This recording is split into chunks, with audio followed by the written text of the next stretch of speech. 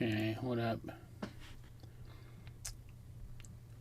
Need you guys to let me know if this is working, because I'm still bad at this.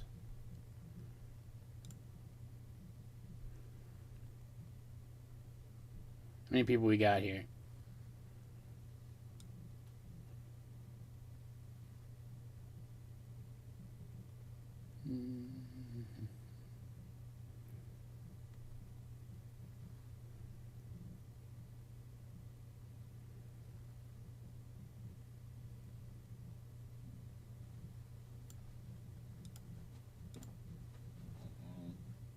Yo.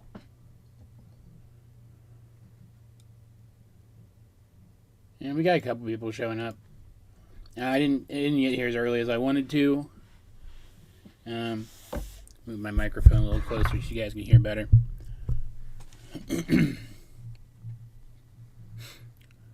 Look, I really need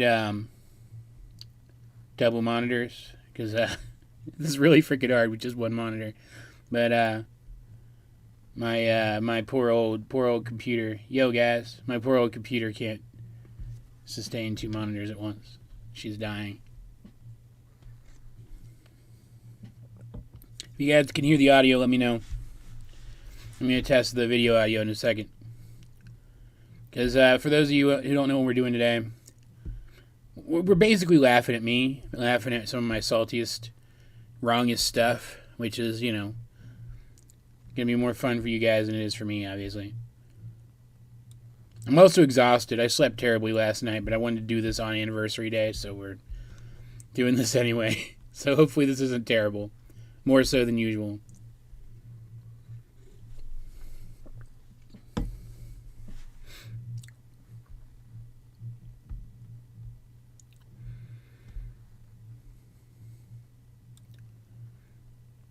Like we got 10 viewers.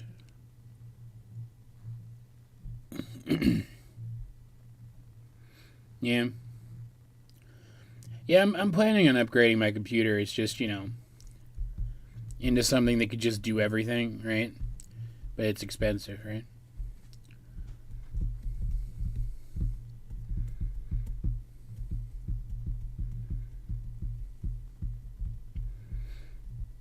We got a decent number of people here. 12 is probably about as many as we're going to get, frankly. I'm just going to play this video. I'm not going to start doing, like, we're not going to start actually watching it yet. I'm going to play this so you guys can tell me if you can hear it, right?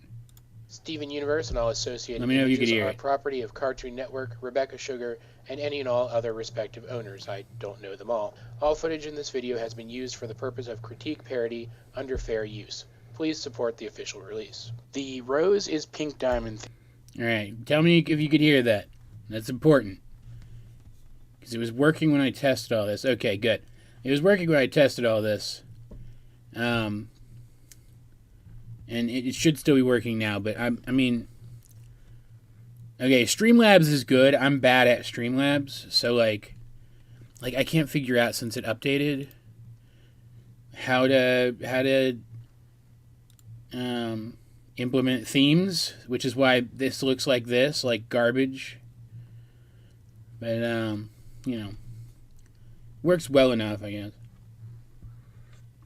Intro nostalgia. Do people get nostalgia over my stuff? You are objectively wrong. Yeah, let's run that back so we can start. I'm not actually going to start until until it's actually time to start, right?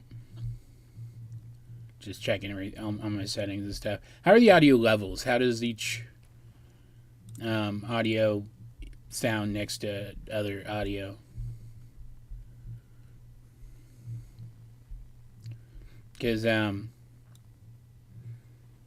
like I did test my mixing, but like I don't tend to notice that kind of stuff. Okay, cool. That's good. That's what you want to hear. Got 8 minutes. Yeah, my main goal today is we're going over. I have a physical list, an actual literal physical list. We're going to go over the original Rose Diamond theory, which I haven't watched this in a very long time, but I'm fairly certain I say in the video that I don't think it's correct. I don't know. I could be wrong. we're going to go over that. We're going to comment on that.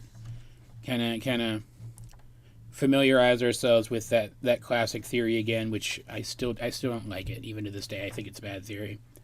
Then we're going to go over some of the post-Rose Diamond reveal stuff. It's all the stuff that was in the cover for this video. A couple of videos I made about stuff that doesn't make sense because of this. Then we'll talk about why I'm not as hung up on that as I used to be. And then all of the character stuff that I feel making her pink diamond dumps on Rose. And we'll see how much that held up as the show went on. So that's a total of 6 videos. I'm probably gonna skip through them a little bit. I think it's gonna be fun, right? It was either this. I was gonna do this or, like put together a video essay type thing on the good and the bad of the Rose Diamond reveal, but I figured just rolling this into my Revisi-Verse series would be better, probably, because I don't update this series often enough.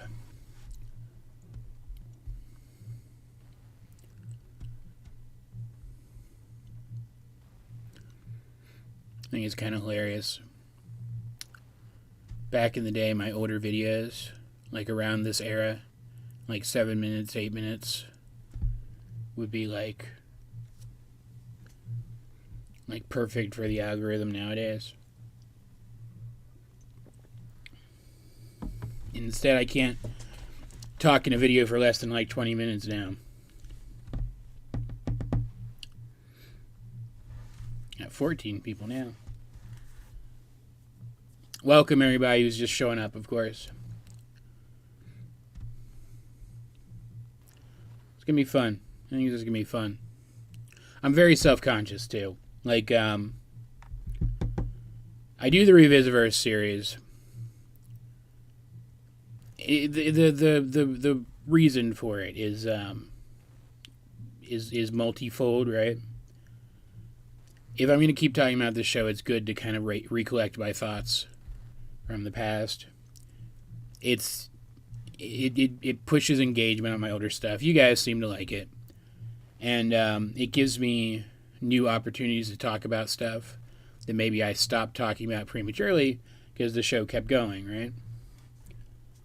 But so far, all of the pre-edited Revisi-Verse episodes have been, because they're pre-edited, kind of a buffer between, me talking about my own content and the potential response for it. So I'm very nervous about doing this live. I want to get into doing live more often though. So like, I don't know, if you guys have suggestions for live content you'd like to see from me more often, I'd appreciate it.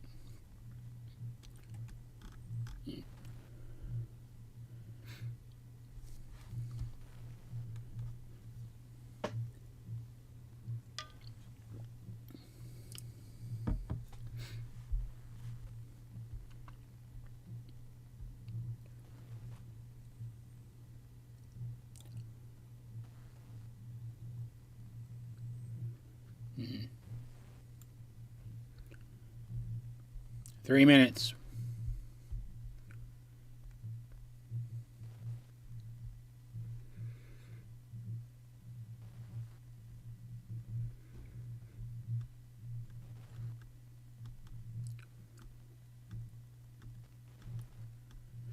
And the original Rose Diamond theory is so old compared to some of this other stuff. Steven Universe is so old though. Like, when did Steven Universe end, man? Hold on a second. Look at Change Your Mind.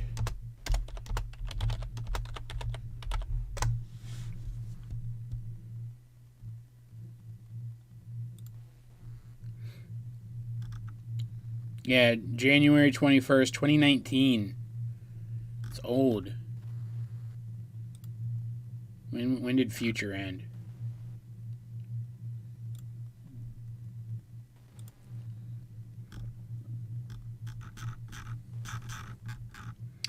Last episode of Future was more than a year ago. It's insane.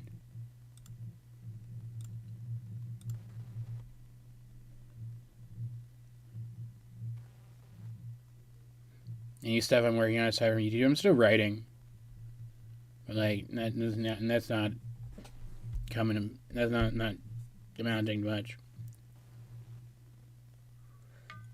Yeah, I remember when people thought Lapis was Blue Diamond. I thought that was a stupid theory too, but I liked some of the offshoots of it, like the Blue Diamond fusion theory and stuff. But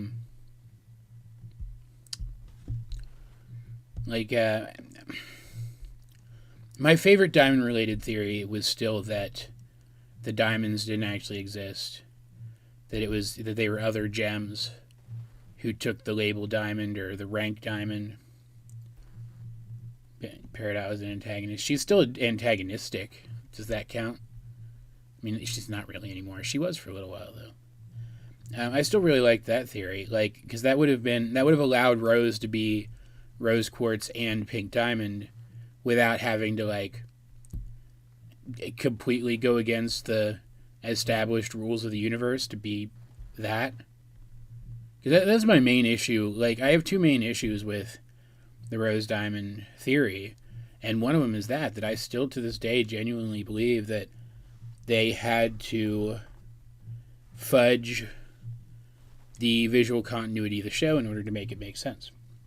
Like, I know there's not as much visual continuity in this show as there is something like Gravity Falls, for example.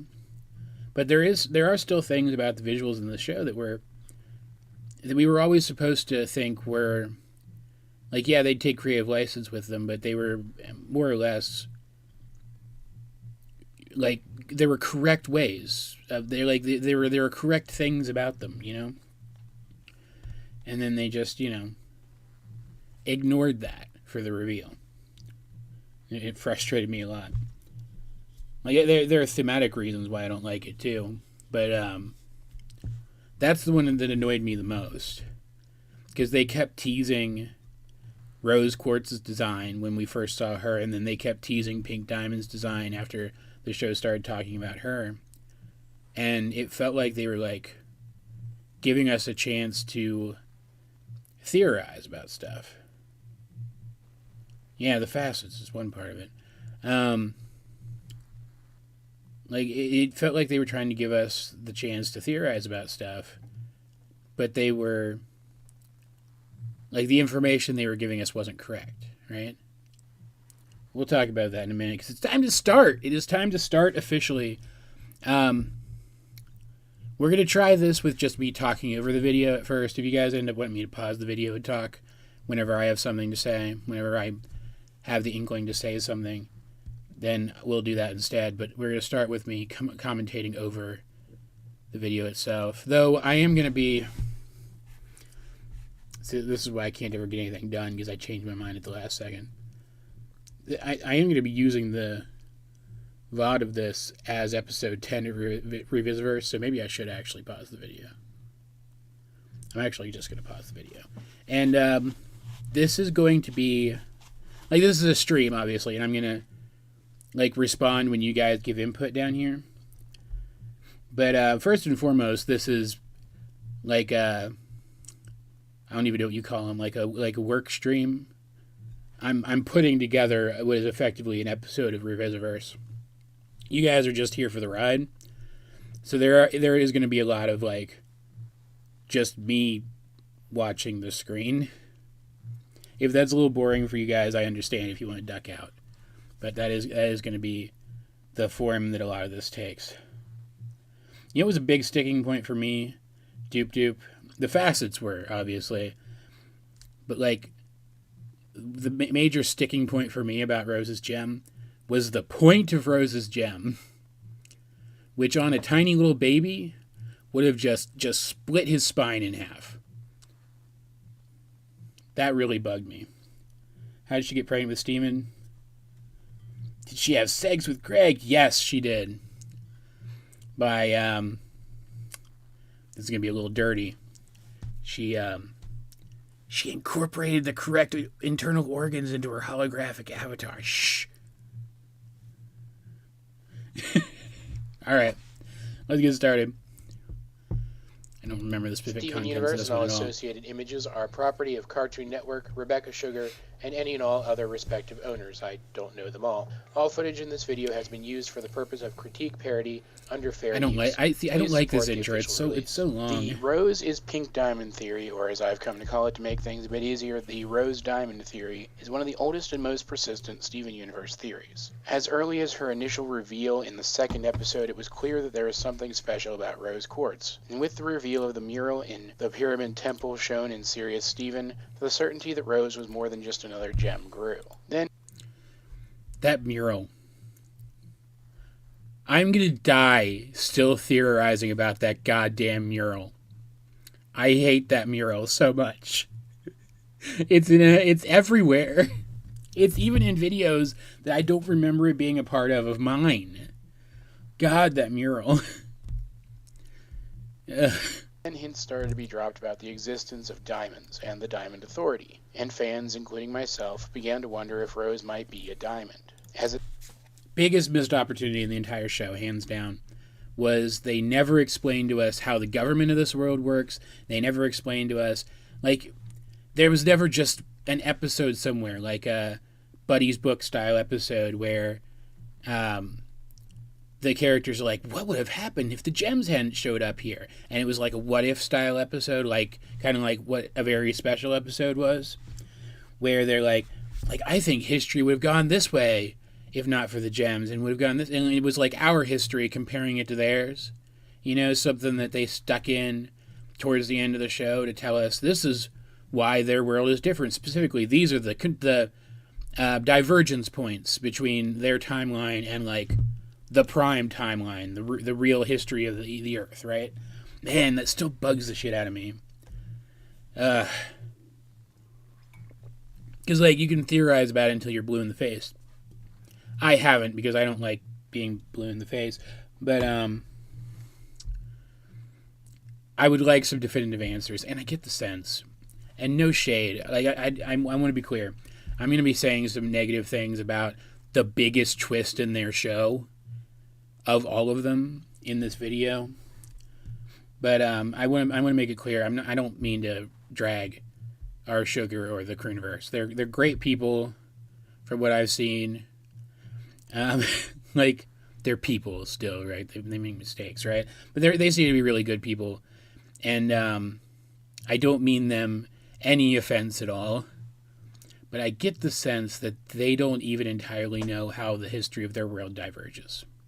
And that's fine. The books I'm writing right now, which you guys should buy the first one. It's on sale on Amazon again, by the way. I'll try to remember to put a link somewhere in the VOD of this. Like, my books involve an alternate history. It's only like a 30-year-old alternate history, so things are still, mostly the same, right? But even I don't know entirely how everything is different, right? But I specifically keep it vague, and I don't, drop clues into the background as if I intend to reveal at some point every single point of divergence.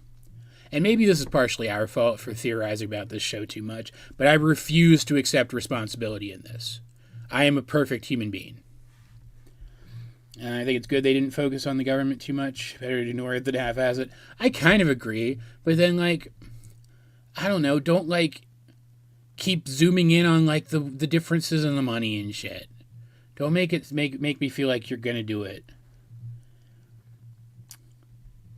Yeah, remember the hype for pool hopping episode, mainly the Roundtable theory on it covering alternate timelines. No show could live to hype this magnitude. That's true. And I need to watch that one. I don't watch many of the Roundtable's videos, but that one sounds interesting. We just have very different ways of presenting ideas, I feel. And I don't think they like my way of presenting any more than I like theirs, right? Yeah, nobody could live up to the hype. Not really. I get that. That's another thing about this show that still annoys me. Sometimes it's suggested that we need to get back to the freaking video, or we're gonna be here all night. Sometimes it's suggested that Garnet's future vision is just like supercomputer calculations. But then other times it's a literal physical thing where she literally can physically see stuff, and we saw that ourselves through Steven's POV when he temporarily gained the ability. It's very inconsistent, and it makes Garnet feel like an inconsistently written character. All right, let's just keep going.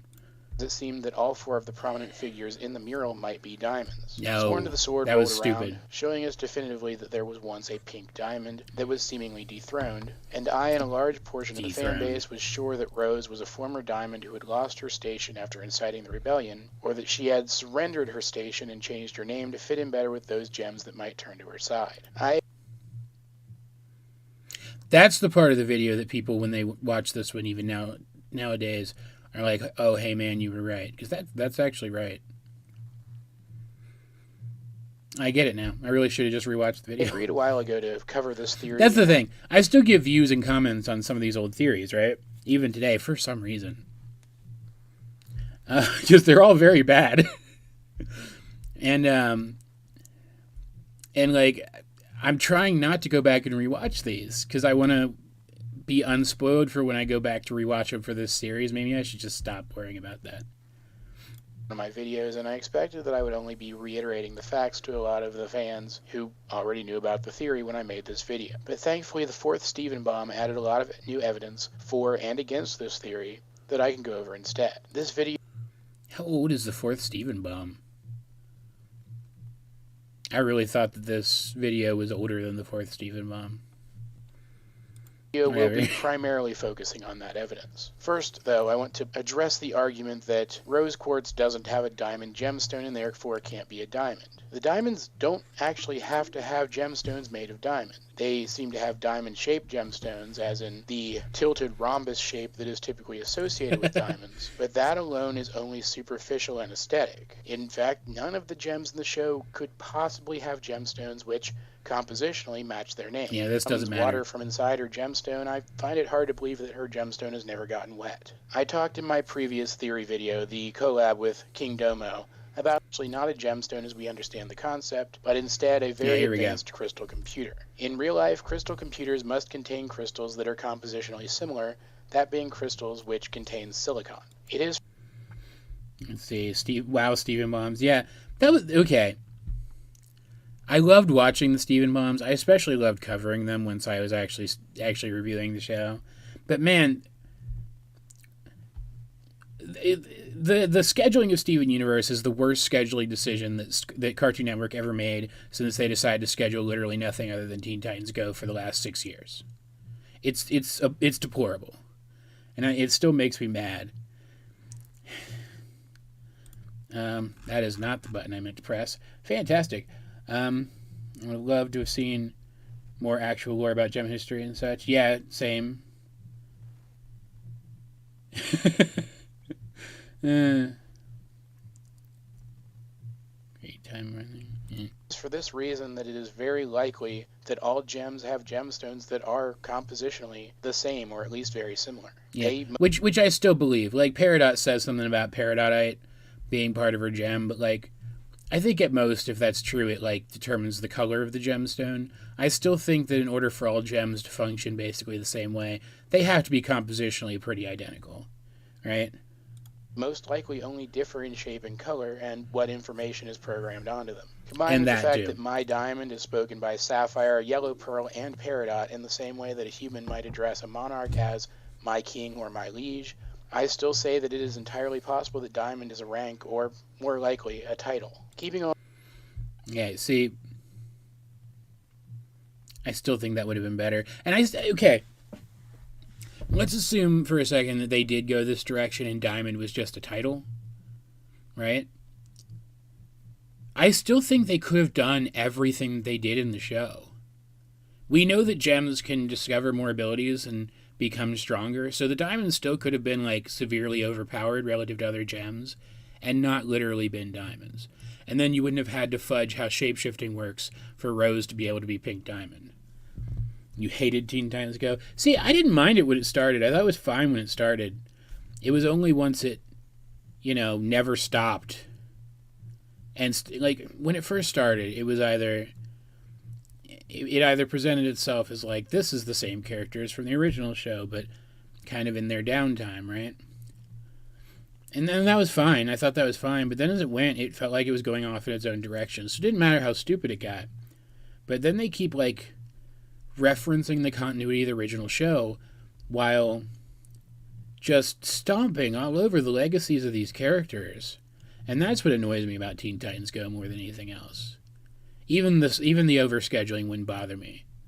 It's like, it's kind of nice that I know if I turn on Nickelodeon at any given moment, there's a 98% chance that it's going to be an episode of SpongeBob. Because I can listen to an episode of SpongeBob in the background while I'm working, regardless of whether or not it's one of the good ones. But the fact that they keep pretending like it's the same show and yet just doing everything so much worse except for the voice acting, but it's the same voice actor, so what would you expect? That's what bugs me about it. We are getting really off topic, though.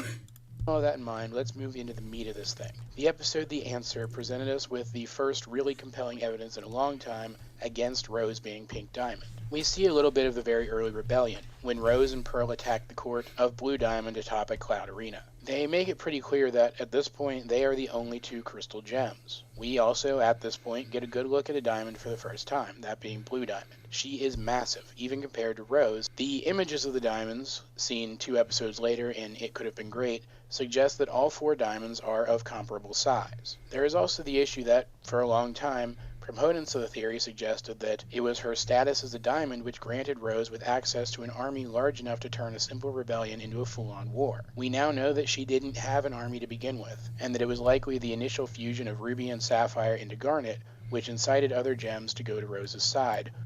Those are all very good points, by the way, that I still think hold up to this day. Like, we know now that likely the murals showing all the diamonds of the same size were, like homeworld propaganda. I've been drinking a lot of coffee. I'm going to have to let out a burp here in a second. Just letting you guys know it's going to be very gross. Oh no, it's going away. Yep, there it goes. Never mind. Like we know that was homeworld propaganda now, so like we could toss that out as evidence. But there's other stuff here, and I don't know if I'm going to mention it, but like, one, diamonds are still gems. They shouldn't have the ability to hold shapeshifted forms or shapeshift further than other gems pretty much indefinitely like we know that Rose can. That doesn't make sense. They're still working on the same hardware. And Rose's voice doesn't change when she turns from Pink Diamond into Rose.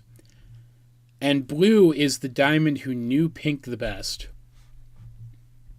I still don't buy that she couldn't have, that she wouldn't have been able to tell that this was Pink. I just don't buy it. Same color scheme, same color gemstone, same voice. I don't buy it. Unless sometimes gems that are created by a specific diamond end up with the same or very similar voices, which is a thing that the show could have established for us extremely easily, and never did. Maybe I don't remember now. When we met the other Rose Quartzes in Future, did they have the same voice as Pink Diamond? I don't remember.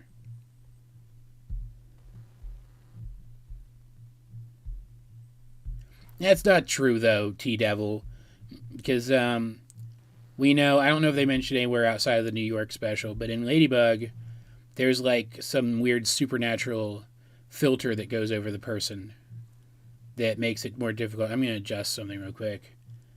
It makes it more difficult to tell if makes it more difficult to tell that person is the person. Let's move this up a little bit so you guys can see the more recent stuff a little better. Does that work? Does that work? Yeah, that works. Okay. No, they had, yeah, okay. So, yeah. Let me double check that myself just to be sure.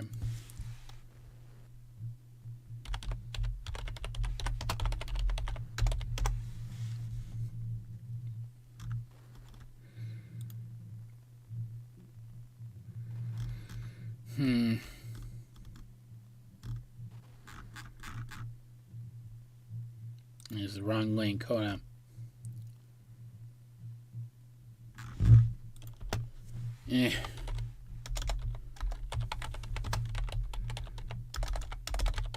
I can't type.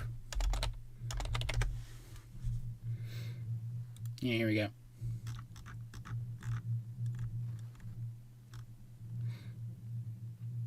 Yeah. Kimberly Brooks did play the Rose Quartzes. Okay. Yeah, that's what I thought. Yeah, quantum masking is what it's called. The specific facial details and even hairstyle details, if the character keeps the hairstyle, and voice details of characters in the Miraculous Ladybug universe are masked. And technology can see past it sometimes, but people can't. So that makes sense. Yeah, I thought so. So yeah, it was similar but a bit more quartzy. Maybe that's why. Maybe Blue just assumed that this specific rose quartz was trying to sound more authoritative or something, right?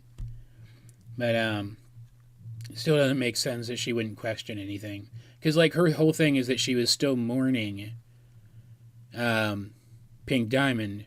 You would think that this was even before that, wasn't it? This is when Pink was still around and she could still hear Pink's voice regularly, wasn't it?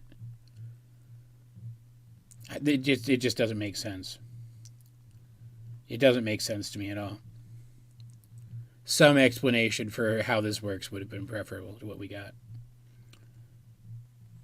Rather than anything that Rose specifically did herself. Yeah. If Rose was once a diamond, where did her followers go when she defected? There is also the issue that Steven and Amethyst... See, that question, where did her followers go when she defected, assumes that she wasn't playing both sides, and that was really my mistake. I should have thought of that. Gems who would definitely not have known of Rose's former status as a diamond have now seen Pink Diamond, at least an image of Pink Diamond, as of It Could Have Been Great. We never see her completely, but Pink Diamond does have her own mural in the entry hall of the moon base, and Steven and Amethyst are both clearly seen looking around the entire room. If they had seen any resemblance to Rose in the image of Pink Diamond, wouldn't they have said something? And see, that asking that question assumes that the diamonds have to follow the same rules of shapeshifting as every other gem in the show, as well as the rules for reforming their bodies when they poof as every other gem in the show, which apparently they just don't, inexplicably. That pisses me off the most. If you had to fudge some visual details, if you had to remove the band from around Rose Quartz's gem facet when you rotate it so that it wasn't so obvious that it had been rotated, if you had to make it a little bigger proportionally when she's Pink Diamond, if you had to fudge the size, that'd be fine. I'd be able to handle that, right? But the fact that suddenly these gems, who again still run on the same hardware as every other gem, it's the software that's different, can do all of these things so much better and so much more effortlessly than every other gem. Established rules. They can break established rules about how the characters function in your show. That's what annoyed me about it. Pink Diamond called scissors for blue and yellow. Yeah. Yep, that's true. That's correct. Especially with Steven only now learning about the diamonds and his interest already peaked. But there is still persistent evidence to support the Rose Diamond theory as well. Implications in Steven's birthday suggest that a gem can't hold a shape-shifted form indefinitely, so it would seem that we can assume that Rose is the size that she appears to be. But keep in mind that she did shape-shift a womb with which to carry Steven to term. More likely, she incorporated it into her form. She let somebody poof her and then incorporated it into her form. Because that way she wouldn't have had to actively hold it the entire time Steven was in there. But the point still stands. It is an established rule within the continuity of this show that gems can't hold shapeshifted forms too long. Even other diamonds, because Steven is still a diamond, man. Come on, seriously. And that they can't change their form too drastically, which just adding a womb isn't too drastically. That's not what I'm trying to say, right? For 9 months. It is possible that she is much larger than she appears, and is simply more capable of holding her alternate form than your average gem. Rose has been, throughout the series, called a great tactician, been shown to be an amazing fighter, and to have powers that are not equated to any other gem. She was shown to be powerful enough to stand up to a multi-gem fusion without even batting an eye. T-Devil's got a beat on the continuity, despite the fact that Pearl seemingly thought she had to help Rose. Rose never came across as someone who was out of her element. She never seemed like she was actually in danger of losing a fight. Yeah, skill is a factor too, I guess. That's true.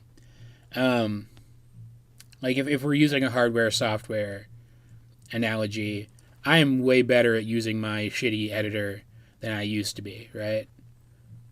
Like the editor, what the editor could do never changed, but my ability to utilize it for stuff has, right? So that does make a certain amount of sense. But then don't present these things like they're hard limits.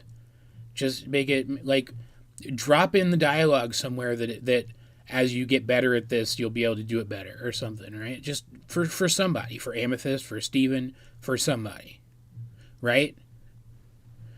It's not hard. Despite the fact that her opponent was much larger than she was. This all speaks to Rose being a gem with powers outside of the norm, and it does seem that she may have had a Pearl, that being Pearl herself. The only other gems that we have seen with pearls so far in the series are blue and yellow diamond. There is also the original 4-diamond insignia, the insignia that Homeworld used before the war. We now know the locations of white diamonds, blue diamonds, and yellow. I mean, that's possible, Dupe. Like, holding a smaller form is easier. But, like, scrunching your mass into a smaller shape shouldn't really be any easier than stretching it out, right? So weird that he turned into a baby. I don't know. I always assumed that we were going to get an explanation for that. I like to think that it's a reference to One Piece, the anime One Piece, manga One Piece. If you guys haven't seen that, the main character Luffy, when he develops the technique to inflate his body and make his limbs super large for powerful attacks, and before he masters it, the drawback is that he shrinks down into a child for a while after it's used. And we know our Sugar is a big anime fan, so I like to think it's a reference to that. But I would have liked an in-universe lore explanation for it too. Diamond's gemstones. White diamond's gemstone is in her forehead and corresponds to the position of the white diamond insignia at the top of the 4-diamond insignia. Blue and yellow diamond have their gemstones in their chests, corresponding to the position of the blue and yellow diamond insignias in the 4-diamond insignia. And all of this suggests that pink diamond's gemstone may also correspond with the position of the pink diamond symbol in the insignia, and that her gemstone would be in her midriff.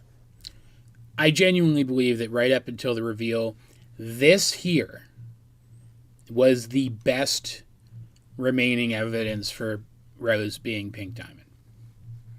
This here. Because, it's certainly possible that there would be a rose quartz with that gem placement, but it's just so conspicuous. That and the fact that she has her own pearl, it's so conspicuous, right? Just like Rose's. However, I think that the most compelling piece of new evidence for Rose being pink diamond comes from a scene in It Could Have Been Great. We see a control seat meant only for use by the Diamonds. Peridot is not able to activate the corresponding console despite her extensive knowledge of gem technology. Steven, however, is. We see on the control seat that there is a handprint lock, just like the one that his mother used to secure the controls to her secret armory, except that rather than her symbol, this control panel bears the symbol of the 4 diamonds. This appears to be some kind of biometric lock, and just like Rose's symbol back in her armory, this HC Chanel. I always thought it was the reverse of Steven's aging ability. He was overwhelmed and felt like a child. That's also possible. Like that's probably my favorite in-lore explanation. But there's another argument for there's an argument for Steven's inability to shapeshift in his birthday episode being stupid, and also against the idea that you can't shapeshift permanently. Like, yeah, he's artificially aging himself and de-aging himself, but that's still a function of his shape-shifting. And he's able to do that permanently. Like, until it changes again, right? So, like straight up, if he had just aged himself up a little bit to give himself longer arms, he could have just had longer arms, right? But then we see him... I don't know. It's possible that shape-shifting is just a little inconsistent in this show. Because we see he does age normally. I'll talk about that in a second. What was I saying? Literally just now. Oh, we see what he's fighting Jasper. He's learning to fight from Jasper. His body does change semi-automatically to incorporate the training that he's undergone. Like, he isn't physically getting bigger by damaging and then restoring his muscles over and over again, because we see it comes undone once he winds down. It was obviously a function of his shape-shifting. But his body does kind of shape-shift on its own to incorporate stuff other than just the age that he feels. So maybe that is like a holdover from whatever Rose used to create that more permanently shape-shifted form. And his issue in the birthday episode was just that he was trying to use regular gem shape-shifting. Like the regular shape-shifting techniques that they taught him. His age can be determined by his maturity and emotional state, but it's not always. He's always been kind of a less mature kid than the people around him, but that doesn't mean he didn't age. We know he ages normally because he outgrows his shoes. His feet grow. Some people just don't grow very tall until they, like, hit late puberty. It's just how it works. But, like, if his age was always dependent on his mental state, then his age would actively fluctuate throughout the show, because your mental state actively fluctuates throughout your life. I do think, though, he could learn to control it. He could learn to control it above and beyond just, activating the ability and then allowing his mental state to dictate it to effectively make himself ageless like a gem. But I don't think it's always affected by his mental state, just when he's actively channeling that ability. This symbol is clearly meant to indicate the party or parties capable of activating it. And yet Steven can unlock the panel as if he were a diamond, or rather as if he bore the gemstone of a diamond. It isn't until he unlocked the system that Peridot could make use of it at all. Remind me, whose gemstone does Steven possess again? It is for these reasons that, despite all the evidence that Rose is not a diamond, I still believe that she somehow could be. Emphasis on could. I am far less sure of this theory than I used to be. But between her skill, strength, cunning, and the fact that her gemstone seems compatible with technology built for the diamonds alone, coupled with the continued treatment of Diamond as a title, and the fact that the reveal of Pink Diamond is seemingly still a spoiler, I can't ignore the continued possibility. Of course, there is more evidence all the time that Rose was just a warrior who was once part of Pink Diamond's court. If she was powerful enough and trusted enough, it could explain everything, including the handprint lock. Honestly, I lean more towards that interpretation these days, but that could always change. And it's probably where I'm going to stop that, because the rest is just me winding it down. Honestly, if they hadn't kept Pink's design a spoiler as long as they did, if they had just showed her sometimes, maybe like not in her entirety, but like in quick flashes or in the form of the mural, or in like, I don't know, like old security feeds of the moon base or something, and hadn't pretended like her reveal was going to be some big game changer, it would have worked better, because then we could have seen, oh, she does look very different from Rose. And then we kind of would have stopped thinking about it as much until the reveal happened and we had that jaw-dropping moment, right? It really felt like, the way they built up the reveal of her design, it felt like they're saying, thank you for the happy anniversary. They were saying, the reveal of her design will put this theory to rest one way or the other forever. And then she looked so different from Rose. That told me that they're telling us finally, definitively, that these are not the same person. All right, let's move on to the next one. The next one being whichever of these next ones on my list is earliest. I don't even remember. And I did not write them out in order.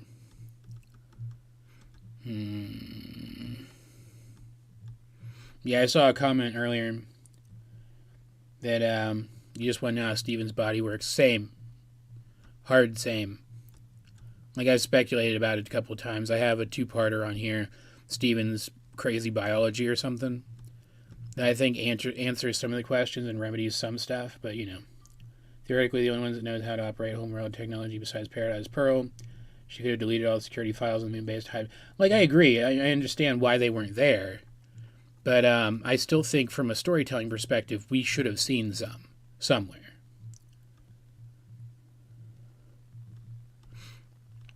Where are these? Man, I've made too many videos. I should just stop. I should stop making theories forever.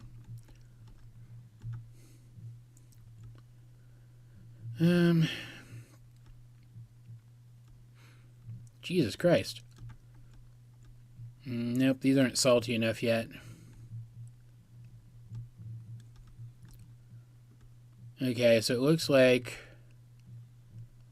my first one after the reveal was The Lies and Crimes of Rose Quartz. How dramatic. I'm not going to enjoy rewatching this one because I was mad. Not that they fudged visual evidence for the reveal. I was miffed by that. Not because they seemed to ignore established hard rules about gems to facilitate the reveal. Yeah, that's true. Like those things annoyed me, but I was so mad that they took this really interesting gray character that was Rose and turned her into a literal dictator. Like, I don't think the diamonds were as genocide-y as it was implied a couple times in the show, but lumping all of the terrible things that the diamonds did on Rose, I feel made the character unnecessarily dark. She was already a really cool gray character before that. You didn't need this. And it bugged me. Especially when they've been really building up lately some of the really deplorable things the diamonds did just because they didn't think about it. Like let's say tomorrow, for example, we found out that, I don't know, guinea pigs are entirely sapient. Suddenly a lot of people would feel real bad about the things we've done to guinea pigs in the past. Whereas right now I think, well, maybe we should try to be nice to guinea pigs. We're more important than them because we're sapient beings. I get the sense that that's just what the gems thought of other creatures. They lumped every creature in with this non-sapient resource thing. And they saw humanity the same way, and that doesn't excuse how they treated other beings, but like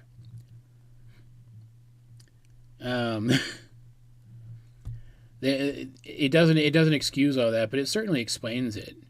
And it makes it more understandable. And if they had really come to terms with the fact that humans are sapient and then refused to change, I think they would have been a lot worse than they were as people, but that's not really what happened. Bannon Spinell, keep her secret. I mean, yeah, the character development happens in the reverse of what we've seen, but that doesn't excuse some of the stuff that she's done. Like, I understand that she isn't the one who created the human zoo, but if she was planning to abandon her identity as Pink Diamond anyway, and therefore wouldn't have had to face any of the consequences of doing so, she could have shut it down and brought all those people home. And she didn't. She just didn't give a shit. Like, there's no other explanation for it other than that she didn't give a shit. And I think that makes her a bad person. I'm sorry. I think it is. I think it does. But I think even she, at that point in time, even though she had an appreciation for humans, still didn't see them as, like, socially equal to herself. It's a thing that she had to learn. So it can be to that degree excusable, if that makes sense, right? All right, let's get started on this. This was 13 minutes long. God damn. I'm going to hate this, though. I genuinely am. Because like I was saying a second ago, and then I got sidetracked. I was mad. So this comes off as way saltier than it should have, right? Oh, hey, look, it's back when I tried to do creative stuff. So 4 new episodes of Steven Universe have dropped thanks to the Cartoon Network app. As this was an intentional pre-release, one that even made it into the advertisements for these new episodes, I'm not counting the contents of those episodes as spoilers. I'm sorry, I know there are probably some of you who would consider them spoilers. Greg probably did it, you're right. I'm not particularly excited that they released episodes early on the app again, even if it was part of the advertisement for those episodes this time. But this release just barely squeaks by, such that I do, by the narrowest definition, consider it an official release. And my policy has always been, since my very first theory video, that I make these videos assuming that you are caught up with the most current official release. If that means that some of you guys end up waiting to watch this video until after the episodes have aired on the 9th and beyond, because I don't think they ever said that they were all airing on the 9th. Did they? Maybe I'm wrong about that. I don't know. Keep in mind that I'm perfectly okay with that, and I expected that. I just really felt like I needed to get this video made and these thoughts out there when they were still fresh in my mind. Just wanted to get that out of the way right off the gate. And if I seem a little anxious this week, well, that's for the same reason that I'm on my ship today flying. I mean, yeah, I know Blue made the zoo, but it was still Rose's zoo. She was expected to run it. She could have brought those humans home. She could have gone there in her super fast wormhole ship, gotten them, brought them home, shut the place down, and then done the kill herself plan that she was going to do. And then it wouldn't have mattered if it raised suspicion or not. I'm sure she didn't go get Spinel specifically because it would have threatened her identity. Did I make this one before or after the reveal, this video? I guess it was after the reveal.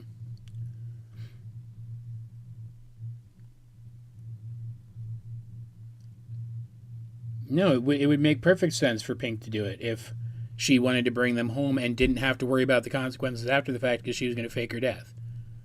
That'd be significantly easier for her to do than Rose Quartz. If she was never going to use her authority as Pink Diamond to do anything aside from just be like, oh, hey, this rebellion is bad, can we stop conquering this planet? Then there was no point in her keeping it in the first place. It's stupid. I'm going to keep going. As far away from the Earth as I possibly can to avoid all the people telling me I told you so over the reveal that Rose Quartz was, in fact, made on Earth. That's a good joke. A big part of the reason why I'm making this video is to just get it out of the way right now. That, yes, I was wrong, but I still don't think this... No, this wasn't... This would have been before the reveal then. This video would have come before the reveal then. Why did I think this one came after the reveal? Alright, we're going to skip this one then. Unless you guys really want to watch this one with me. Let me know.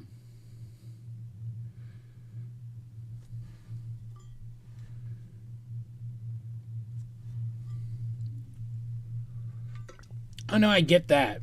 That without Pink, humanity wouldn't exist in the continuity of the show. That's why Rose was such a gray character. Because she did horrible things to preserve humanity. And lumping her and Pink together means that now Pink is a more gray character than we thought she was. But Pink still allowed terrible things to happen that she didn't need to. And the good that she did doesn't completely outweigh that. Like, we can't just be like, oh, she did some good, so we should never talk about the bad stuff that she did, too. Like, R. Sugar said specifically that the intention when creating Rose as a character was that she wasn't a good person. Like, if she was by the time she died, it was because she had learned to be. Yeah. They never really showed Steven's closure, that's true. Like, it's implied that he's going to get it. That he's going to move on, he's going to take the right steps to get where he needs to go, but I would have liked to have seen it. I would have liked an actual, like, jump into the future where he's recovered, you know, and stuff has happened. Yeah, he's... Okay, here's my... Because I am going to skip this one, because this video is not what I thought it was. I'm probably mixing it up with my this doesn't make sense videos. Yeah, that's probably what it is. Well, yeah, sure, Pink was abused, but like she also actively rebelled against them. I don't understand why one act of rebellion is within her character, but another act of rebellion, that being saving humans that are being used as breeding stock, isn't. I'm sorry, you're just not going to convince me on this. Like that's my main sticking point with her character is the zoo. Again, it was entirely within her authority as Pink Diamond to bring those people home, and if she was worried about it being suspicious or she was worried about the consequences to herself, she was about to fake her own death anyway, so it wouldn't have mattered. She was supposed to be a brilliant strategist. She would have been able to work that out. The creation of the zoo and the inclusion of it in the story and the way they presented it was, in my opinion, a mistake. What was I literally just saying? Oh, my headcanon on where Steven goes after Steven Universe Future. Okay, let's go over this real quick. I think he's going to get therapy. He's going to start to come to terms with stuff. He's going to take the things he learned from his therapy, and he's going to eventually start to reconnect with the gems. He's going to visit home more. They will all grow as people because of it, because that's how the show works, right? As Steven grows as a person, he changes the people around him for the better. That's literally the show. So they're all going to grow as people. They're going to come together again, and eventually he'll get to a point where he starts even using his abilities and his authority as, like, not authority isn't really the right word anymore, but you get what I mean, as a diamond to do good again. And maybe he'll even spend some time in Gravity Falls, teaming up with the people in Gravity Falls to stop and return to Bill Cipher. But that's fan fiction, so it probably doesn't count. Being an abuse victim doesn't excuse doing bad things. It doesn't. It might explain why you did the bad thing. And you might deserve a little more slack for doing the bad thing, but it doesn't excuse it entirely, and that's my point. I think the writers wanted to keep the zoo around. They could have just made Blue rebuild it after Pink was shattered. Yes, thank you. There you go. There you go. Like, maybe it could have been revealed that Pink thought she freed all the humans, but Blue actually has some in the back, like backup humans on ice or something, in case the first stock of humans died off or something, right? Like, you would have had to then explain how Pearl knew about the zoo, or you would have had to have Blue mention the zoo when she took Greg, so that the characters could be like, the zoo, but I didn't think the zoo existed anymore. But it has to be that zoo. We'll go to that zoo, right? Backup humans on ice sounds dark. It does. This show's dark, though, man. All right, I'm going to skip this one. We're going to go on to the Rose Diamond reveal examined, which was when I was still putting out a theory every Thursday. You remember that? I don't. And we'll eventually, like the Revisi-Verse series, will eventually get us back to the Lives of Rose Quartz and the Legacy of Rose Quartz. We will eventually talk about them again. It'll just be later on in the series, right? I don't know. Okay, I want to make it absolutely clear. I still love this show. I criticize this show a lot because when you've already said every good thing you can about something and yet still feel the inkling to talk about it, a lot of the stuff you say is going to sound like harsh criticism. I do love this show. It's one of my favorite shows ever. I kind of think that Disney right now, with a couple of its current animated shows, is kicking this one around like a soccer ball. But I still really love this show. If I have a criticism of this show, know that I wouldn't still be talking about this show if I didn't think it was legitimately spectacular. But I feel like there were definitely writing choices that happened in this show that were not thought through properly. It's also a kid's show having an explanation on frozen humans. Well, they wouldn't have to explain where they came from. You could have, like, I don't know, shown us one of those, like, computer graphics or something, or dropped a bit of, like cryptic dialogue from the computer or something that implied it for all the grown-ups who would get it, and just not explained it explicitly, right? Had a lot of room for improvement. Yeah. You know, okay, this is probably not going to happen because the only reason things like She-Ra and the Princesses of Power happens is because the original Master of the Universe franchise had so much potential and made use of like 2% of it total. But I would love in like 15 years or something to see somebody come back and do another version of SU that like takes it like 6 steps further even than it already was, you know? I think that'd be spectacular. People do unfortunate things they regret sometimes. Could see Rose's redemption, unfortunately. I believe the show didn't have enough time to finish her arc. I see, that's the problem. The show didn't have time to finish her arc because the show didn't finish her arc. The end to her arc was to become Steven. But that makes her feel even worse as a person because becoming Steven before she had settled all of her past shit just straddled him with that.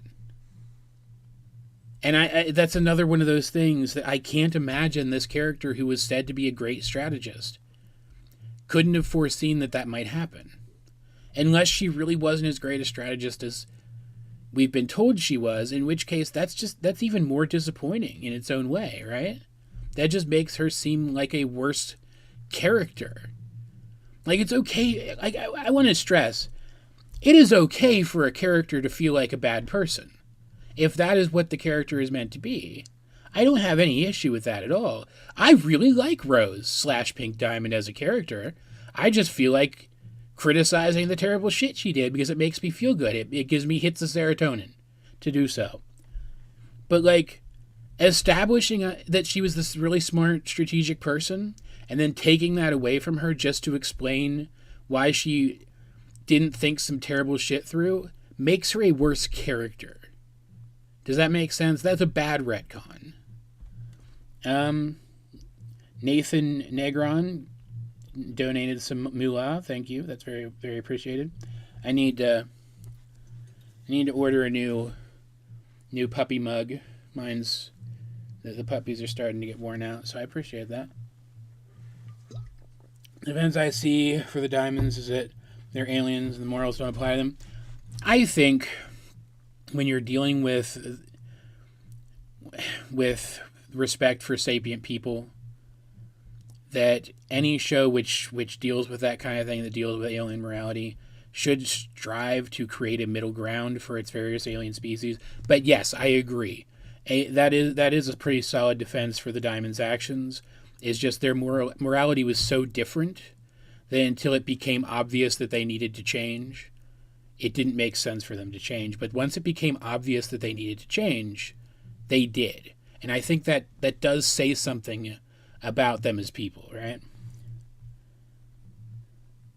Going from a tactician to a selfish child was a big slap in the face. I wouldn't have been quite so blunt with it, but you are definitely correct. She only seemed a brilliant strategist because she was playing both sides. I'd agree, except Pink Diamond didn't have any military authority aside from on this one planet. So once other diamonds started to get involved, then the fact that she was playing both sides, when we know that the only thing that she really did to try to throw a spanner in the other side was to try to convince them that the rebellion was worse than it was at first, I don't think that would account for it, if that makes sense. So I don't know. Maybe she stole information or manipulated things on the homeworld front more than we've been shown, but I don't think she did. I think she was legitimately a good strategist, but maybe something like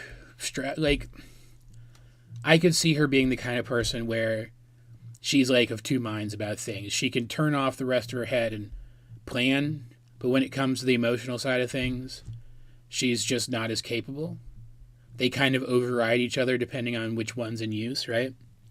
Like, there's definitely people like that, and more so than like actual people I met who are like that. There are characters who are like that. She could have fit in that character archetype, but I don't feel like she was ever written that way. All right, let's get into this video.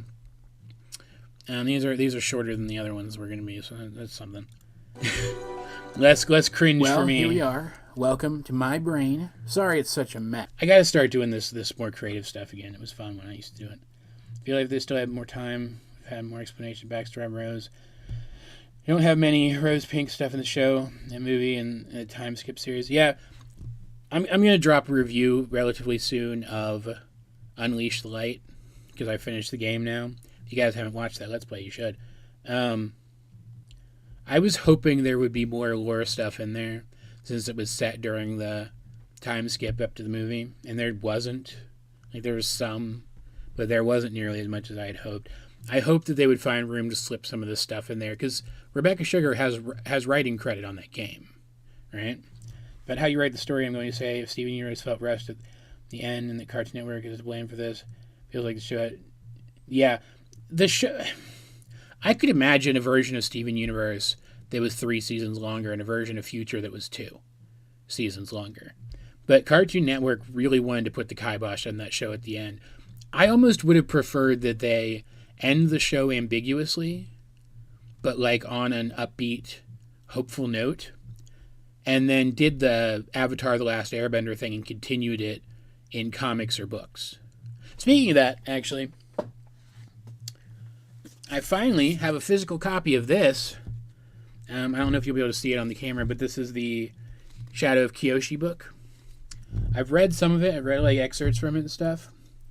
But I'm very excited to actually get the chance to read it, because the Avatar Extended Universe media has been, so far as I've encountered it, pretty freaking good. I feel like it would have went as long as Adventure Time. Yeah, like... You want to hear a hot take? I feel like Steven Universe had enough material to go as long as Adventure Time, and Adventure Time only had enough material to go as long as Steven Universe.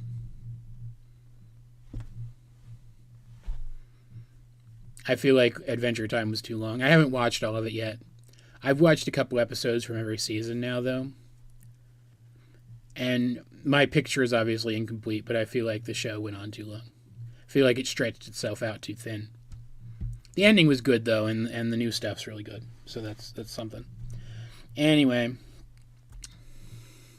Yes, it's just keep going. Everything that's happened in the show lately, there's just a lot to unpack here. Enough that it's probably going to take, like... There's a lot to unpack here.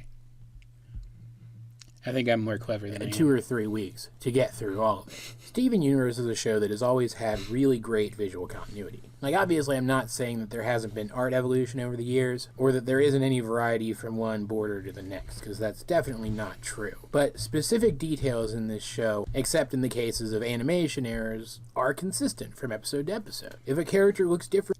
T-Devil, that's when I fell out of the series, too. I don't know where I came back into it at, because like I just kind of started reabsorbing small bits of it here and there until I watched some stuff up to the finale and then the newer episodes. But like that's when I kind of fell out of the series too. That's weird. I wonder if there was kind of a jumping the shark moment there that I never actually quantified. Be interesting to see if there were other people that fell out of the series at that point too. From one episode to the next. I liked they Flame don't look Princess. so different that they don't look like the same character drawn by 2 different artists. Characters in this show are never so off-model that they look like completely different characters, and specific details are consistent from episode to episode. The number of facets on somebody's gem, for example, or the rough amount of space on their body that their gem takes up, or their hair color, or their general body type, their general height in relation to other characters, stuff like that tends to be consistent. So much so that purely using visual cues. I don't remember anymore who gave me this avatar. Somebody drew this for me. Like, drew a character sheet of this avatar for me. I wish I remembered. Because I would absolutely love to thank them and maybe commission them to do an upgraded version. But I absolutely love it. Like, I got pretty good at doing it too. But, like, I absolutely love how... distinct the expressions that this tiny little cartoon man can make are, because like this guy I think emotes pretty well for being as simple as he is. So, sorry, just praising one of my various viewers, right? Love to do it. I don't remember when exactly Adventure Time. I think it was around the same time actually. Now I'm gonna wonder. It was the Finn basically having moist dreams of Flame Princess. Yeah, I didn't love that. Very early on in the show, people were able to guess that Garnet was a fusion based only on that visual consistency. People noticed that Garnet had 2 gemstones, something that no non-fusion gem had ever been shown to have. That... Did I forget to put the other one there in the video? Dear God, I'm bad at this. I'm just the worst. Coupled with the fact that despite the fact that her 2 gems were round, they still looked different from one another, convinced people that she was a fusion, and they were right. They were right about those observations that only could... Oh, speaking of Art of Me, what's his name? I need to double check now, because it's important. Victory Reviews. I don't know if you guys saw it. I shared it a while ago. Victory Reviews on YouTube. I was in one of his videos. We talked about why we love Infinity Train, and his sister drew a little avatar of me for the video, because most of the other guys in his video, they collabed with him for that video. They just do the talking screen thing or the avatar thing. Yeah, I do love this avatar. And I wasn't doing... I'm not doing that as much anymore at this point, so I just talked to the camera for a couple minutes. And so he had his sister draw me for, like, so he could edit in a transition into that style from the other style. It's great. His editing is fantastic. And his sister's art's really great, too. You guys should just check out that video. It's really fantastic. Victory Reviews on YouTube. I can actually probably bring him up on here, can't I?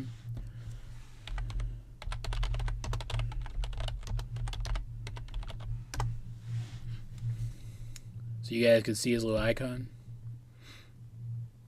Is this it? Yeah. Yeah, there's his little icon. Yeah, you know, the Ice King. I really loved I love Ice King.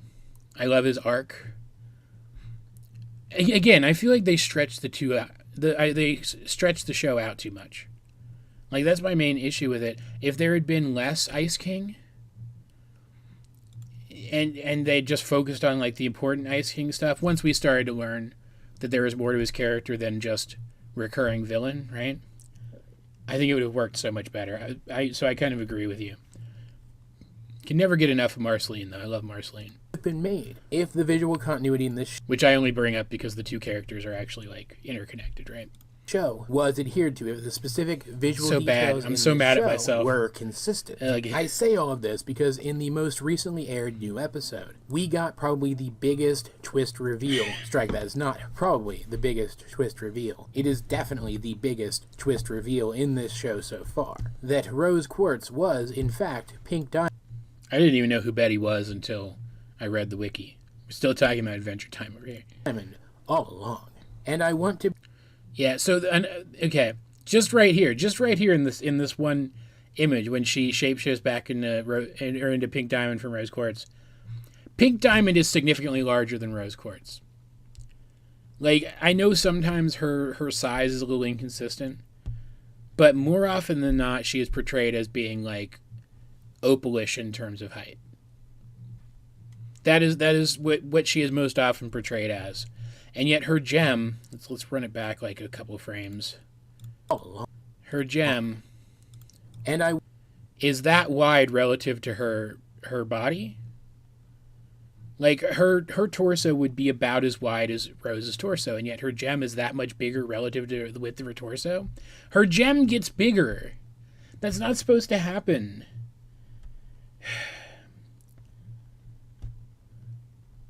The other diamonds, their size is inconsistent too.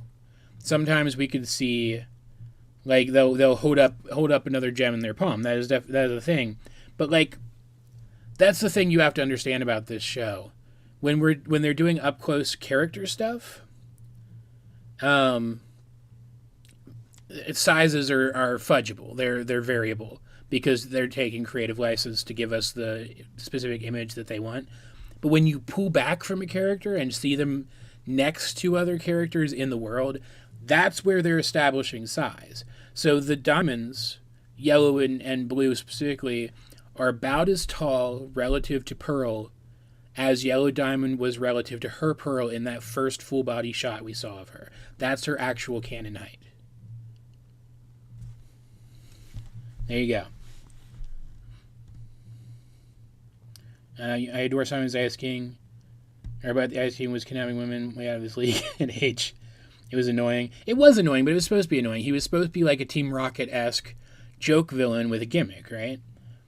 That's why it was so interesting when it started to be revealed that he was more than it seemed. But I totally get it if you don't like the gimmick around him. I don't particularly love it either. It was more when he started to settle into the harmless villain role. Again, prior to when we really started to see more depth to his character, that I actually started to really like the guy. Still, I mean, I still like him though. Like, I still think he's a solid character. It's just, I get he's not for everyone. Anyway, like, yeah, that's just right there. There's a visual detail that doesn't make sense. Because, like, again, artistic license is a thing in this show.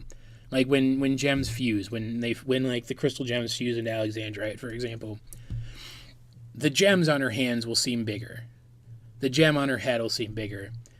But we were always supposed to assume that was creative license taken so that we could see the gemstones still.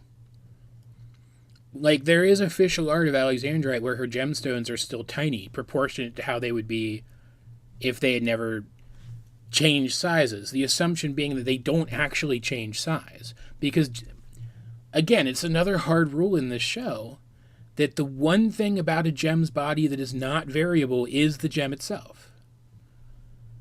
Diamond, gems have feelings, emotions. Yeah. But... okay, dogs have feelings and emotions too, right? Like, I'm not like hard into defending the diamonds. I still think they did some pretty terrible shit, and if by the end of Future they were better people, like that's just like one good step in the right direction, right? But like, to play the devil's advocate for a second, blue and yellow fusion. I would have loved to see a fusion of the diamonds, man. Like, dogs have emotions, rats have emotions. Just because another creature can feel things, it doesn't mean that you're going to view those feelings as equivalent to your own, whether you should or not, right? I want to be clear. It's not as if this reveal makes no sense in the context of the narrative. If it didn't make sense in the context of the narrative, people wouldn't have come up with the theory in the first place. And I do want to be clear about that. I was waiting... I knew I mentioned this somewhere, so I wanted to wait until I mentioned it in one of these videos to go over it. But even though I would have made a different choice as head writer on this show, I do understand why this choice was made. And I do think that for what they did with it, it does work. I don't have to like it to understand it. I do understand it. From a narrative perspective, it does work. I just wish they'd been more consistent with the visual. I'm also not saying that the visual rules in their show. I hit a button.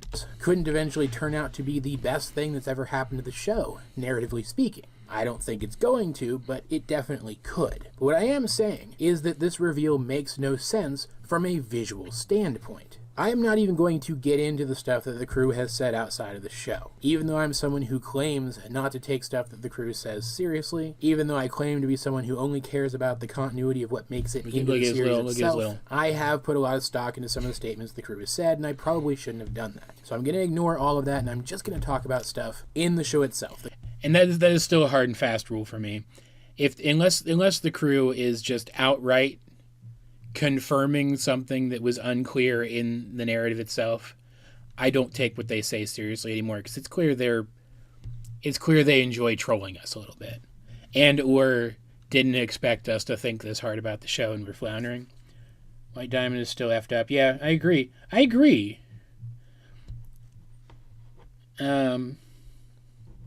Worked on anger issues. We can't say too quickly because we don't know how fast gems are able to process things mentally. Or how close blue and yellow were to reaching that breaking point where they would have undergone a change as people anyway, right? Because you have to understand whether this was the right choice writing wise or not.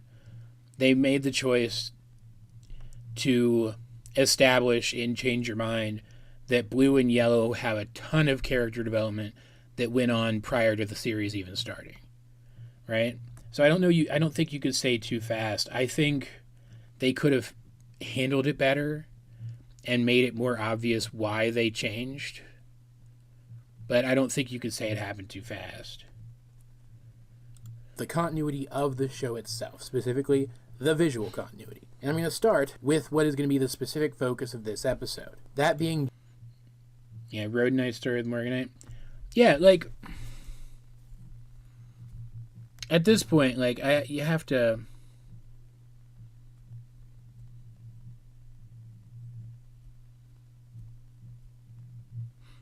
I mean, yeah, Amethyst didn't, like, specifically shrink down. Like, she didn't, like, compress her form, though. She just, like, I don't know, made the parts that she spawned smaller? I don't know. There's a distinction. Like, what Steven did at his birthday, like, I guess he would have had to because of his human body, right? But he didn't just, like, make the parts of his body larger. He actively stretched out what was already there. Which is why when I'm not making sense. That's why I don't think the lore of shapeshifting in that episode actually makes sense, like, with the rest of the show. Because we already know that Steven can fundamentally alter his body. Why did he have to stretch his limbs out in that episode to make himself taller? Why couldn't he actually restructure them like he did when he turned his fingers into cats? It's not consistent with what we've seen of Steven's capabilities up to that point.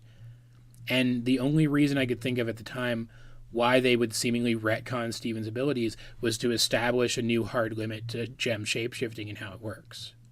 Which then it just never came up again except that one time when Amethyst did it, and then never again ever. Doesn't make sense. So to answer your question, why do I think it's easier to shrink down than it is to grow larger? I don't know.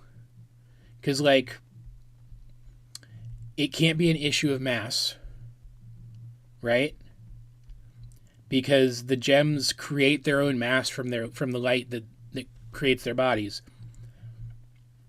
And so if they did have to, like, work with whatever invented mass they had created, stretching it out should be equally hard as compressing it down, right?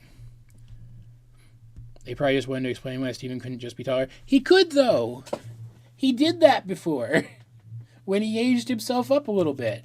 His whole goal... We're back on this episode now, dear God. His whole goal in that episode was to seem older. Because he seemed so much younger than Connie, or whatever the specific motivation for that was. Yeah, why didn't he just age himself up? Doesn't make sense.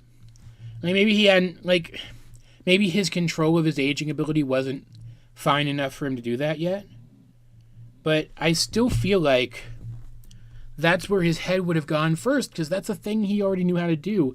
As far as I know, he had never actually stretched his body out at that point. So why didn't he try to age himself up, fail, it go out of control again like he did the last time, and then he turned back into a baby as the consequence of it? Why wasn't that what happened instead of the whole stretching thing? I thought because they did it the way they did it, they were trying to establish a new lore thing. And then that new lore thing is just thrown out the window later. It annoyed me.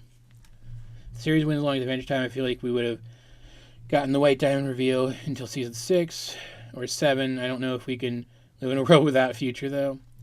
See, I didn't love Future. I liked it a lot, and I loved some parts of it, but I didn't love Future overall. I think Future could have been significantly better. And some of the stuff that they teased us, not just with, like, the trailers for Future, but with literally the stuff that happened in Future itself. I feel like they teased lore that they never had any intention of giving us, or that they originally had an intention of giving us but had to cut the larger portion of to save time when Cartoon Network cut down their episodes. And that, like my ideal version of Future would have been one where they didn't have to do that, where they didn't do that, where they were able to restructure the entire thing enough that you wouldn't have stuff like Bluebird, for example, where the implication is we're going to get some resolution to the arc of these characters, and then we just never do. DarkMachi sends $5 and says, hi, yeah. Let's get on with this video because we're only like 3 minutes in. And it was my biggest problem with Future too. Yeah, like I don't dislike Future, but like we didn't get to see any actual resolution to Steven's character arc, but we did get an entire episode setting up an arc for the components of this fusion. Like we'd seen them before. We'd seen, what is that, Aquamarine and Eyeball, right? We had seen them before, but the episode Bluebird was specifically.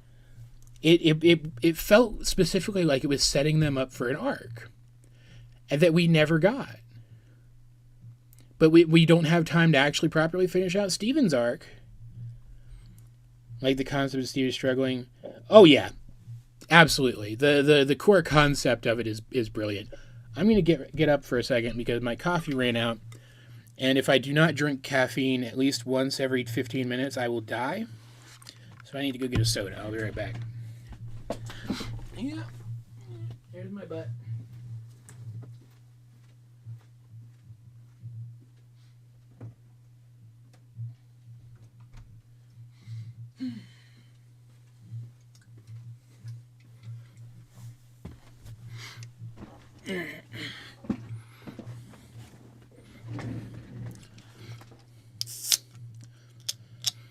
Yeah, that's my problem with Future.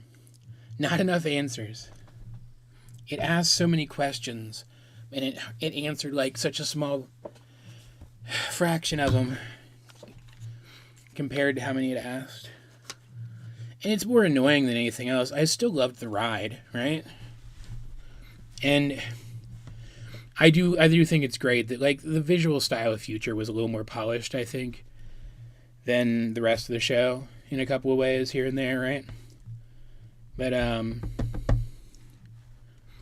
I still think that it was absolutely spectacular that the theorist community was able to jump on to corrupted Steven as a concept and immediately work out who it was. That was very cool. Wish Bluebird wasn't introduced like Officer Greg. I think they could have done a different way. Yeah. Like, I think they made a lot of questionable choices. See, part of my problem with Future and some of the choices they made, too, is up until Future, a lot of the emotional stuff of the show had been allegorical. It was, like, stuff that was, like, you could read into it or it was revealed alongside, like, just the story of the show. Then Future rolls around and that emotional stuff is the story of the show now. And all of the gem stuff takes a back seat. I wish we had gotten character reveals and emotional details and stuff revealed through the story of the gem stuff like we used to in the original series. I wish that had been more of a Future was, and it just wasn't. Got the time deserved and not rushed. I feel like it would have been teased about Steven's trauma in the Diamond Arc days. Yeah. Yeah, definitely. Like, okay. Criticism of Steven Universe Unleash the Light.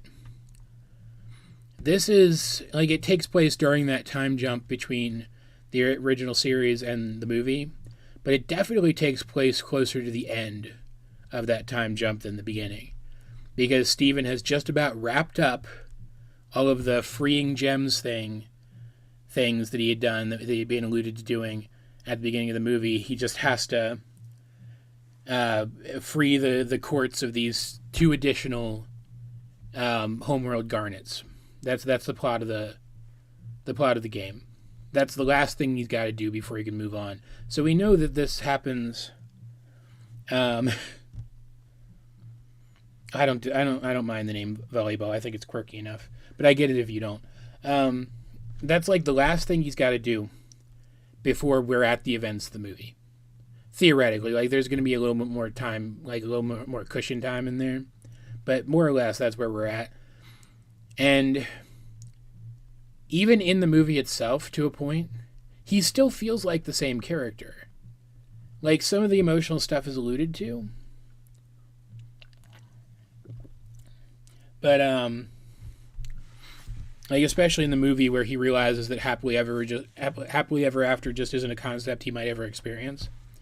And, like, I fully agree with him that realizing that there's not going to be that happily ever after ride into the sunset moment, that life just continues, man, that is a hard feeling to get a grip with as you get older. It really sucks. Yeah, more explanation and build up around volleyball. That's like the gospel want of Future, though, isn't it? That there had been more development of the thing than there was. But yeah, he just doesn't feel like he's, like, even when we get into the movie, it doesn't feel like he's reached that breaking point that he's at already at the start of Future. And I feel like if they knew what they were going to do with Future, they could have dropped more hints of that kind of stuff earlier. And again, our Sugar has a writing credit on Unleash the Light. That stuff could have been in there, but it just wasn't. The story of Unleash the Light is what I would have made Future to be like going around actually helping other gems get better. That thing that we saw like once in Future. Yeah, me too. I would have loved to see that. I don't dislike the Townie stuff, for example. But so much of Future felt like Townie episodes, where Steven just didn't see any resolution to his own emotional stuff by the end of the episode. We should have gotten a Pink Pearl 5-episode arc. I agree. Even if it was just a couple of episodes, man. Cut out the stuff with Bluebird and give us more stuff with Pink Pearl. She's such a more interesting character. It's very weird.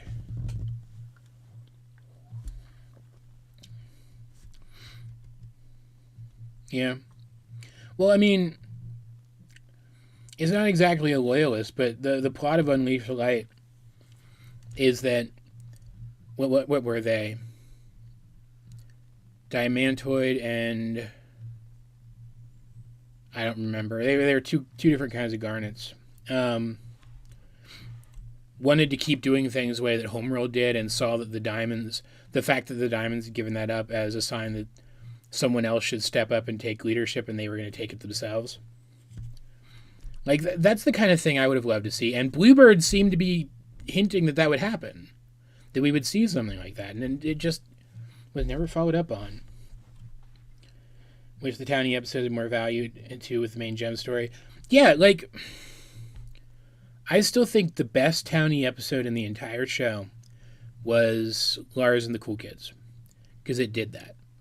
It felt like the Townie stuff was actually happening in the same world as the rest of the show. And there were so many episodes later, like, what was it called? Future Boys Ultron, for example. This is always my go-to when I'm talking about this subject. Like, as far as an episode of television goes, I don't think it was terrible or anything. But it felt like it belonged to a different show than Steven Universe. And, like, no episode of your show should feel like that unless, like, it's an occasional thing and that's very intentionally what you're going for.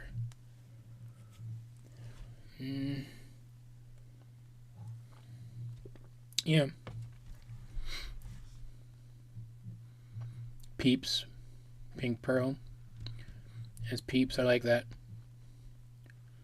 Yeah, well, there's that too.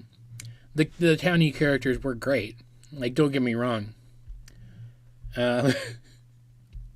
And I do wish we had seen more of them too. Like, I mentioned this in one of the videos that I made about the Future finale. That the townspeople, if the Townie episodes were so important and the townspeople were so important to Steven's journey, then the townspeople should have been there trying to talk him down too, and bring him back from his monstrous thing too. Because weren't they part of his found family too? If they were that important to his journey, weren't they part of his found family too? I think instead of just rampaging out into the ocean, Monster Steven should have rampaged into town. Everybody would have freaked out, should have started freaking out, doing their usual emergency gem preparedness stuff. And once they realized that Steven they go and put themselves into danger to try to bring him back.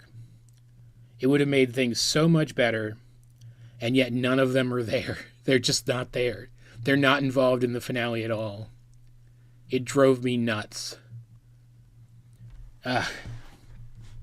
Ronaldo could have been completely rooted out of the series. Agreed.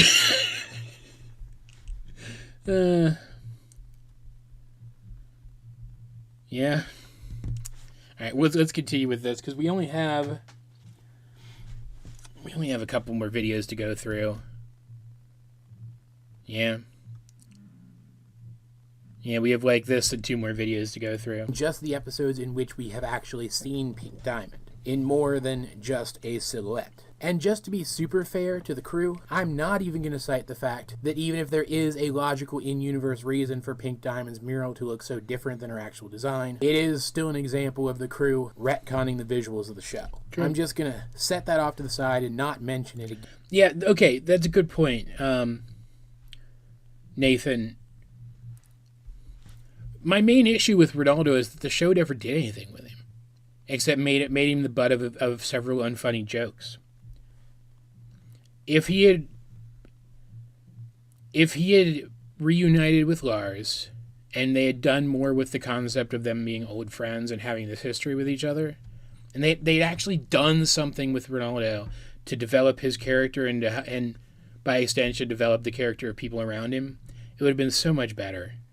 But he was just this useless thing dragging down some episodes, and sometimes he was a halfway decent stand-in for toxic fans of the show. That was it. Carmen's saying, we're seeing again. Again, and just focus on specific times that we have actually seen Pink Diamond. I mean, I guess, yeah. But, like, it should have been. If it's the focus in one episode, it should be the focus. It should be. There should be focus put on it. If you're gonna dedicate an entire episode to it, and then not resolve it by the end, it should be resolved in an episode. But again, a lot of these criticisms fall by the wayside though, because they did have their time cut back considerably by Cartoon Network. That is an issue. Like, Cartoon Network just wanted the show to be over. Partially so they could run Teen Titans Go more often, obviously. Heroes Ultron, yeah. Yeah, like, I just don't understand. They wrote Lars and the Cool Kids so well. Like, it didn't, like, tie super hard into the gem stuff, but it felt like it was all coexisting in the same universe where stuff was still happening with the other while stuff was happening with the one. And then there are some Townie episodes that feel that way, but so many of them just don't. But if you can write it so well that one time, it feels like you should be able to write it that well the rest of the time. Finalize all the diamond designs at the beginning? Yes. Yes. Like Pink Diamond's design, for example, should have been finalized the moment that Rose's was, if they were always intended to be the same person. And considering how varied the designs of these characters are between things like the murals and their final designs, I feel like it definitely wasn't, and that those designs definitely weren't finished at that point. Bookfish, are terribly sorry to say I've got to step off now. I'm glad you could be around for as long as you were. That's fantastic. Remember the Rock Aldo episode? No. I have forgotten that episode by choice. Don't remind me of it, please. What if Ronaldo May came when Teen Titans Go? Yeah. Bloodstone, God. I can't believe I made a theory recently that cited that episode. I can't believe it. I feel dirty. Like, Ronaldo's used well enough, fine. Like, he's used well enough sometimes, he's fine. But then he's just insufferable the rest of the time. I don't understand. And the crew knew we didn't like him. They knew it. Like, the concept of Ronaldo, I think, is great. Having a conspiracy theorist-esque character, i.e. a theorist, in your show that is so heavily theorized about, I think that could have made for some great comedy fodder. They just never took advantage of it. The actual pink diamond in an episode, which leaves us with 2 episodes that I'm going to be examining today. Jungle Moon and, of course, A Single Pale Rose. Yep. I'm going to freely admit, as much as I had come not to like the Rose's pink diamond Yeah, this is definitely the video I was thinking of when I clicked on the other one before. by the time that Jungle Moon rolled around, as much as I was convinced that it wasn't true, there was still a part of me that wondered. There was still a part of me that was waiting with bated breath to finally get a look at Pink Diamond, so that I could know for sure. And continuing this pattern of being entirely upfront with you guys, it was that first shot of Pink Diamond in Jungle Moon that finally convinced me that she could not possibly be Rose Quartz. Not only was her gem oriented a different way than Rose's, not only did it appear to be a different color from Rose's, there was a specific and distinct visual detail, which, once and for all, proved that they could not be the same gem. Pink Diamond's lack of a band surrounding the facets of her gem. Yep. Rose, like many other gems, has a band around the facets of her gem. You can see it on Steven. It is definitely there. Just for reference, you can see the same band around. And I shouldn't have used these stock, like, top-down images of these for this. I should have used where we had seen it in the show, and I might later. Because, like, we see it in the show on Amethyst Gem a couple of times. Like, yeah, okay, I do in a second. The band is there. It's like part of the original design of these characters' gemstones back from the pilot. And we still see it on Rose's gem after she fakes her death. It's just not there when she's Pink Diamond for some reason. It's a part of her gemstone that's not there when she's Pink Diamond for some reason. This is the thing that annoys me the most.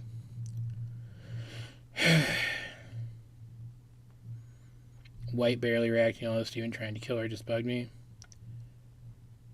I mean, maybe she's just that confident with herself. I don't know. Around most of the other gems that we have seen in the show. It's what makes gems like Ruby's gem, Sapphire's gem, and Amethyst's gem all look perfectly round, despite the fact that they wouldn't look perfectly round. And I don't just mean that we've seen them when those characters were poofed. We see them on their character designs as well. Yep. And we can see that Steven has one, and therefore Rose also had one. Pink Diamond does not. And yet, during that scene in A Single Pale Rose, not only does Rose go from having a band around the facets in her gem to not having one between frames in a single shot when she shapeshifts from Rose into Pink Diamond. She also goes from not having one back there it to is right having there. one after we see her again later once she's been poofed. So it's not as if the crew did... What's the phrase that the kids these days use? This lives rent-free in my head. I still think about this all the time. This still annoys the shit out of me to this day. It shouldn't, to be clear. If your brain works like mine, get help. But it does. It still bugs the crap out of me. That band was there. It's not as if they're retconning the band out of existence. They know it's there. They just purposefully didn't animate it on Pink Diamond's animation model. This was, without a doubt, a deliberate attempt to trick the fans of the show and prevent them from confirming this theory before the crew was ready to reveal this twist. Yep. To use the Garnet reveal as an example again, this is like if the crew had not planned to reveal the truth about Garnet so early in the series, and so had drawn out the reveal for several years. I particularly love this metaphor, by the way. Just FYI. This is as if, for example, Garnet had left the show for a while to be replaced by Ruby and Sapphire without the narrative of the show or anyone involved with the show ever once confirming that Ruby and Sapphire were Garnet's components, and without us getting a look at either of their gemstones, at least not right away. Naturally, people in the fandom would have theorized that these two gems were Garnet's components. That's just the kind of people that people in the Steven Universe fandom are. Now imagine that that's the state of the show. Garnet is nowhere to be seen. We have Ruby and Sapphire, but we don't know what their gems look like. And there have been theories floating around. Look, I even photoshopped them very poorly so that their gemstones aren't visible. I really need to go back to doing this more clever, creative stuff again. For I years really that do. Ruby and Sapphire are Garnet's components. Now let's say years after the first time that is theorized, we finally see their gemstones, and either they're on their backs, for example, rather than their hands. Or, just for example, again, one or both of them is square-shaped instead of round. That would naturally put that theory to rest. Suddenly, the fandom would no longer think that Ruby and Sapphire are Garnet's component gems, and they'd start looking for other candidates. Now let's say that just a few episodes later, Ruby and Sapphire fused into Garnet. And magically, despite the fact that we have never seen any other gem exhibit this ability, when they fuse into Garnet, their gemstones move from their backs onto their hands, which is analogous to Rose being able to turn her gemstone inexplicably. Or, again, with us never having seen any other gem exhibit this ability, the one of them which had a square gem rather than a round one is able to transform it into a round gem when they fuse. This, of course, being analogous to Rose being able to make that band appear and disappear between shots. We should have gotten a lot of arcs, T-Devil. The problem was they stuck to the Stevens perspective only rule so much longer than it was still necessary to keep the mystique of the show, and so it just didn't fit into the narrative to have these arcs. Like, they even lampshade it in future when Steven doesn't know that Lars and Sadie broke up because he wasn't there to witness it. And therefore we don't know it either until we're told. Like, that was them trying to be clever and lampshading it so that people stop bugging them about showing these various character developments because, oh, the characters are developing off screen. We're just not seeing it because Steven isn't there. Then we shouldn't be following only Steven's perspective anymore. These are characters whose arcs were established and introduced in the show. If you're not going to actually show us the resolution of those arcs, they shouldn't have been established by the show in the first place. It's just that simple. Obviously, people would be disappointed by that. Obviously, people would feel deceived. Even though the reveal would still have the same narrative significance, maybe even more so, because we would have gotten to know Ruby and Sapphire better first, and so the weight of their relationship would have been even stronger. People would feel deceived. Yep. And rightfully so. Yep. That's about where I'm at right now. I will repeat what I said at the beginning of this video. It's where I've been living for years. Years. Remember when the crew said they never show a character once or something along these lines? Yeah, I'm fairly certain we were supposed to get more with Emerald in future, and that was just one of the things that they had time to cut in its entirety, unfortunately. Started to get the feeling that the crew were just too stubborn to modify ideas. Yeah. I'm trying not to like, be an asshole. Because, again, I do think these are genuinely cool and talented people. But straight up, man, I kind of wish I had some literal tea to sip right now. Because that's such a good point. And I totally agree with you. Like, straight up. I feel like there were several... Like, I think the only things that I would like, hard insist on about this were, like, relatively minor things. Like, I think you could argue that sticking to the exact dynamic of the diamonds that they clearly wanted since the beginning, I think it did work. I think there are other ways they could have done it, but it did work, technically speaking. But, like, there are definitely things in this show where I feel like they could have done so many more interesting things if they had just allowed themselves to be flexible. It bugs me. Like, as much as I love Steven Universe... Yeah, exactly, Alex. Exactly. I think Steven Universe is a great show. I love it a lot. It is definitely not the best version of itself that it could be, though. If that makes sense. Principle, I am okay with this reveal. In principle, despite the fact that I don't particularly like it, I am still looking forward to seeing how the series goes forward with this reveal being true. And I'm not even going to insist that it doesn't make sense from a narrative standpoint. But at this point, it should be obvious that it does not make sense from a visual standpoint, and that this level of visual continuity is not in keeping with the typical high standards of this show. It really comes across as... I had some people come at me for saying that after this video came out. I think it was after this one. Not like too hard. You guys are all pretty awesome. But I did have some people being like, but the visual continuity in the show is screwed up because characters' sizes and stuff aren't consistent. I'm like, but you have to be able to separate when somebody's taking artistic license with when the show is establishing a rule. Like, it's pretty obvious when they're doing one or the other. Honestly, I would go at any show with a 3-season story prepared. That seems to be the cutoff. If you get more time, great. Like, yeah, come at it with 3 seasons ready. And as you're going, start noting things that can be spun off into future seasons storylines in case you get more. Yeah, I think that's definitely the safest way to work with it. Steven Universe was on the network, but Cartoon Network. Yeah.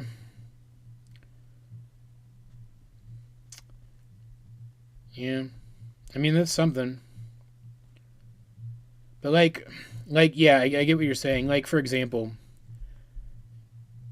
yes, exactly.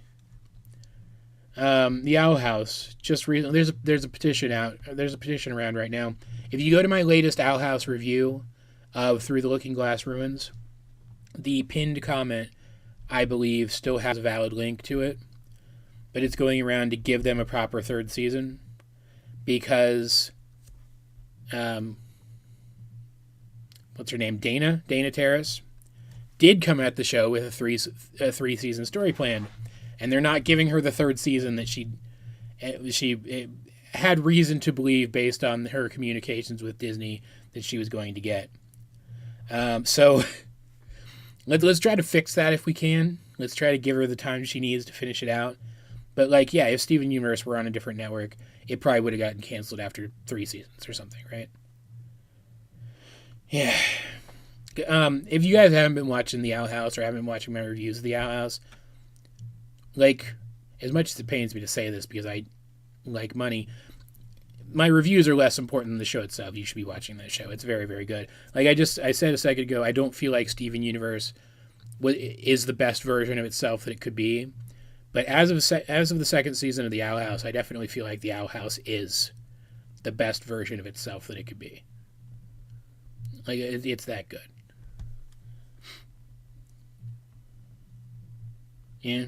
You need to watch it. The crew wanted people to be surprised by this twist, so they purposefully ignored visual continuity in order to throw us off track. Obviously, this isn't the end of the world, or even the end of this show, but it does make me worry that this has set a precedent now, and that from this point forward, the crew is not going to care as much about the visual continuity of the show. And as someone who loves theorizing about this show, and has kind of made a career out of it, that has me a little bit worried. That's a big kind of... worried. I am genuinely worried that the crew has decided that it's okay for them to ignore an aspect of this show that I genuinely adored. And obviously, the crew doesn't owe me anything. If they want to stop caring about their visual continuity, that's their right. But I don't have to like it. And I am certainly not going to shy away from criticizing that as a decision or even potential decision just because people like the reveal or people disagree with me or people think that I'm salty for my theories being wrong. Because I was a little bit, though. I was pretending like I wasn't. I was a little bit, though, which is fine. You're allowed to feel salty over being wrong about stuff. Just so long as you don't, like, hurt anybody, right?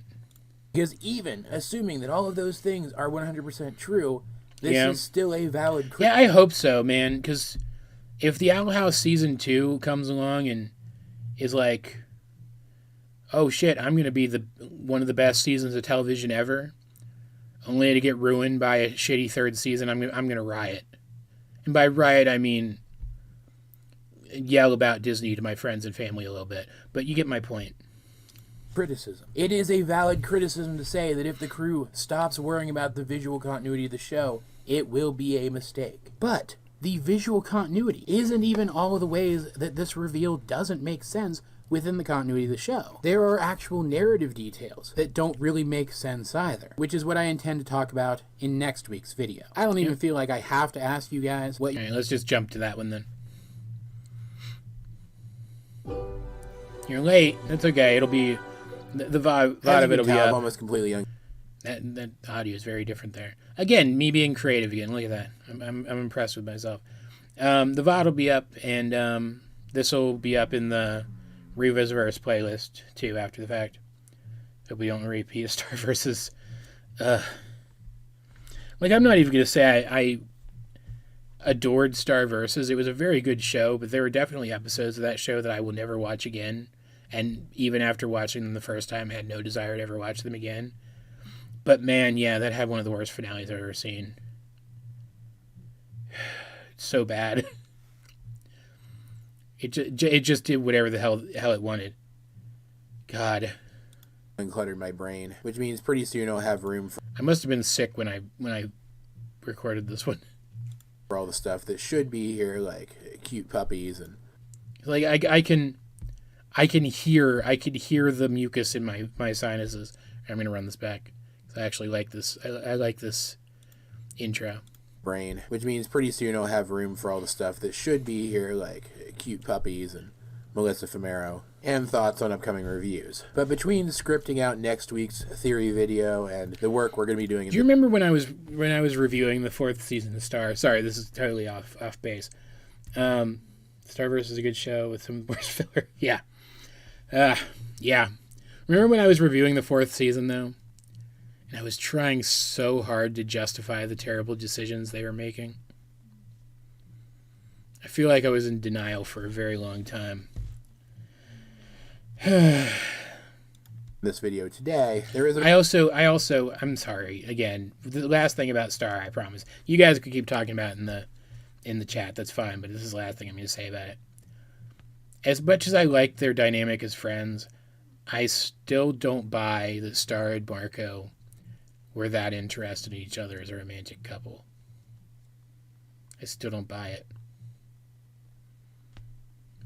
Sorry. A whole lot left to deal with. Next week is going to be the big one. Next week is going to be the big theory related to the idea that the Rose Diamond reveal doesn't really make sense. Next week, as pointless as it may seem, I'm going to actually put forth a theory as to how this can all still be a deception. How in universe, and that's not just because I'm a filthy Tomco either. Rose might still not be Pink Diamond. I don't particularly believe it, but I'm going to put it forth anyway. This week, though, I'm going to be talking about some of the minor questions pertaining to this reveal that I feel need to be answered. There are, of course, major questions that also need to be answered, and I will be talking about them in an upcoming analysis of this reveal. Because he did. He wasn't even in the finale. This reveal will be. I mean, he was, but not. Happened to this series. Tom I have deserved receipts better. to prove that. But today we're just dealing with some of the minor stuff. Some of the stuff that's actually relatively easy to answer if we think about it for just a few minutes, and I'm going to try to answer it here. I actually asked you guys to put forth some of your questions about the reveal over on the Discord over the last couple of days, so you may see some of your questions pertaining to this reveal in this video. However, if you don't see your ideas here, know that it's not because it was a bad idea, it's just because I didn't have time to include everything. I think the first question that we need to address is the fact that rose quartz... Yeah, I must have had a cold in this one.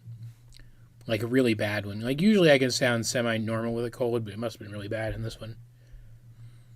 Yeah, Tom, it's like they just forgot Tom existed. Sorry, I know I said I was going to say anything else about Star. It's like they just forgot Tom existed until they're like, oh shit, he's still supposed to be here. He's possessed by evil in the magic realm. What? I still don't understand why the firstborn didn't teleport him away when she teleported the others. It doesn't make sense to me. She did really like sniffing his clothes, though. That's stalkery feelings, I guess. Like, I don't mind, like, okay. Star kind of came off as unhinged sometimes. And I don't mind that or anything. It's just, I don't know how you take that.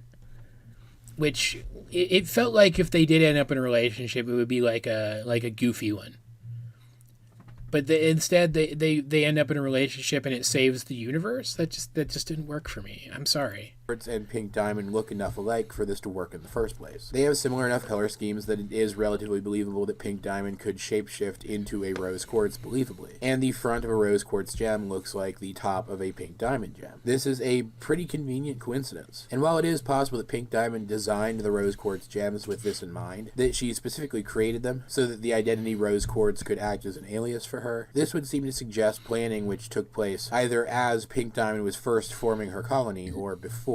And her history doesn't seem to line up with her already wishing to rebel at that point, so I see no reason why she would have taken these actions preemptively, so early in the timeline. What's more likely is that she wanted her first line of gems to look in some way like her, and later on it just happened to be possible for her to disguise herself as a rose quartz when she felt that she wanted or needed an alias. Which poses the question of how Pink Diamond could have been rose quartz all of the times that she was.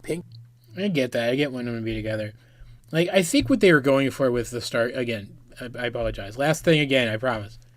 For real this time. I think what they were going for with the Starco reveal, I guess, like getting them together so late, was that it would be kind of like the show was letting out a held breath. This is the thing that was always supposed to happen, and now that it's happened, it's satisfying. But I just didn't feel like it was developed to that point well enough that it felt that way once it actually happened. And if that's what they were going for, that's fine. And I don't hate it, right? But, like, it's just... I feel like it could have been better. Disney show... Well, there's a lot of Disney shows that feel like they ended prematurely. See, okay. You can't make that comparison, though, between the really annoying love square in Star and the really annoying love square in Miraculous. Because in Miraculous, it's supposed to be annoying. That's the appeal of the show. It's so delightfully frustrating, and I love it.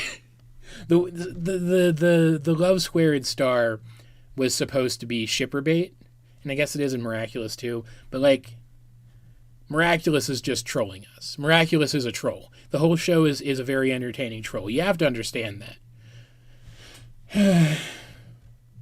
Diamond was still active in the Diamond Authority during, for example, the events of the Answer. So how is it possible that she was absent for the events at the end of the Answer when she met up with Garnet again? Or the events at the beginning of the Answer when she attacked Blue Diamond's court? I mean, it's possible. I really feel like the romance stuff in Miraculous is coming to a head, though, with Season 4.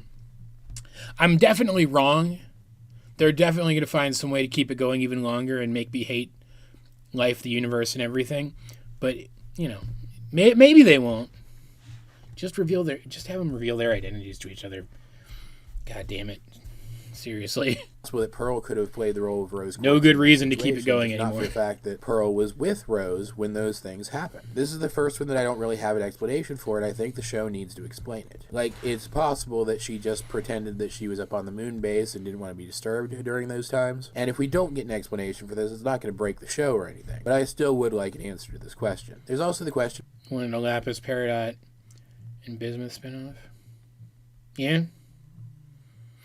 See, and that's another thing that the show could have done from time to time if we didn't have to follow Steven's perspective all the time. All the reveal baits.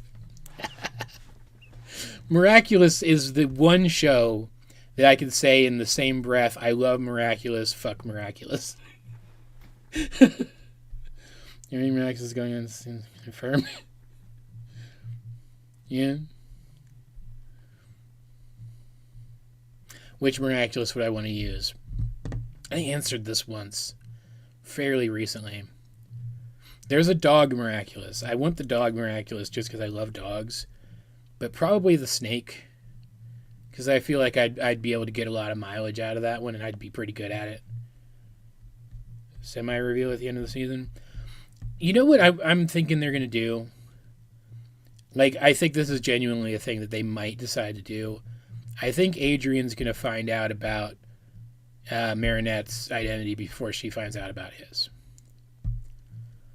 And it's going to cause even more drama. When they're Miraculous there.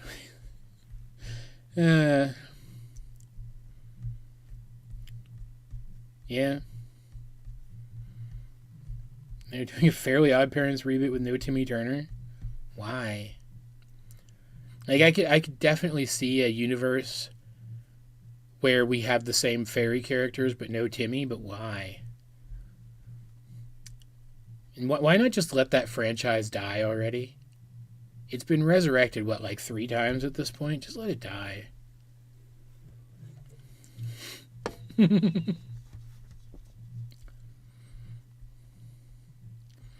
Yeah, the Shanghai special was pretty good. Get back into this now. We're really off topic. Of how she could make fake shards. Some people have gone so far as to say that she can create gems instantaneously using the same method that she used to create the fake pink diamond shards, and I'm sorry, but that's ridiculous. We only know... It is. I still don't think she could do this. It's a sequel, okay. But we already know what happens in the future of the Fairly Odd Parents verse. Timmy stays in elementary school until he turns into Drake Bell, and then goes on adventures around the world. Those movies are terrible, by the way. I like them, actually, weirdly enough, but they're terrible. know that she can seemingly convert soil into believable gem shards. That in no way suggests that she can create full gems, let alone manipulate her own gem's shape. But it is still an interesting ability, one which seems to come out of nowhere. However, if we look back at one of my older theories where I theorized about the roles of the diamonds, I did... Yes, I remember the shipping drama. Hamadot was better. Theorize that certain abilities that Homeworld possesses come from each of the diamonds, that they develop technology based on the abilities of some of the diamonds, and that the injectors were based on abilities of Pink Diamond. If this is true, then her being able to turn soil into believable gem shards is just more evidence for this. And so... Okay, I don't know anything about the Drake Bell drama, and I don't really want to know. I just know he turned out to be a little... He turned out to be scummier than I thought. And that really bugs me, because he always seemed fun. Hapadot for life. No, you were objectively wrong.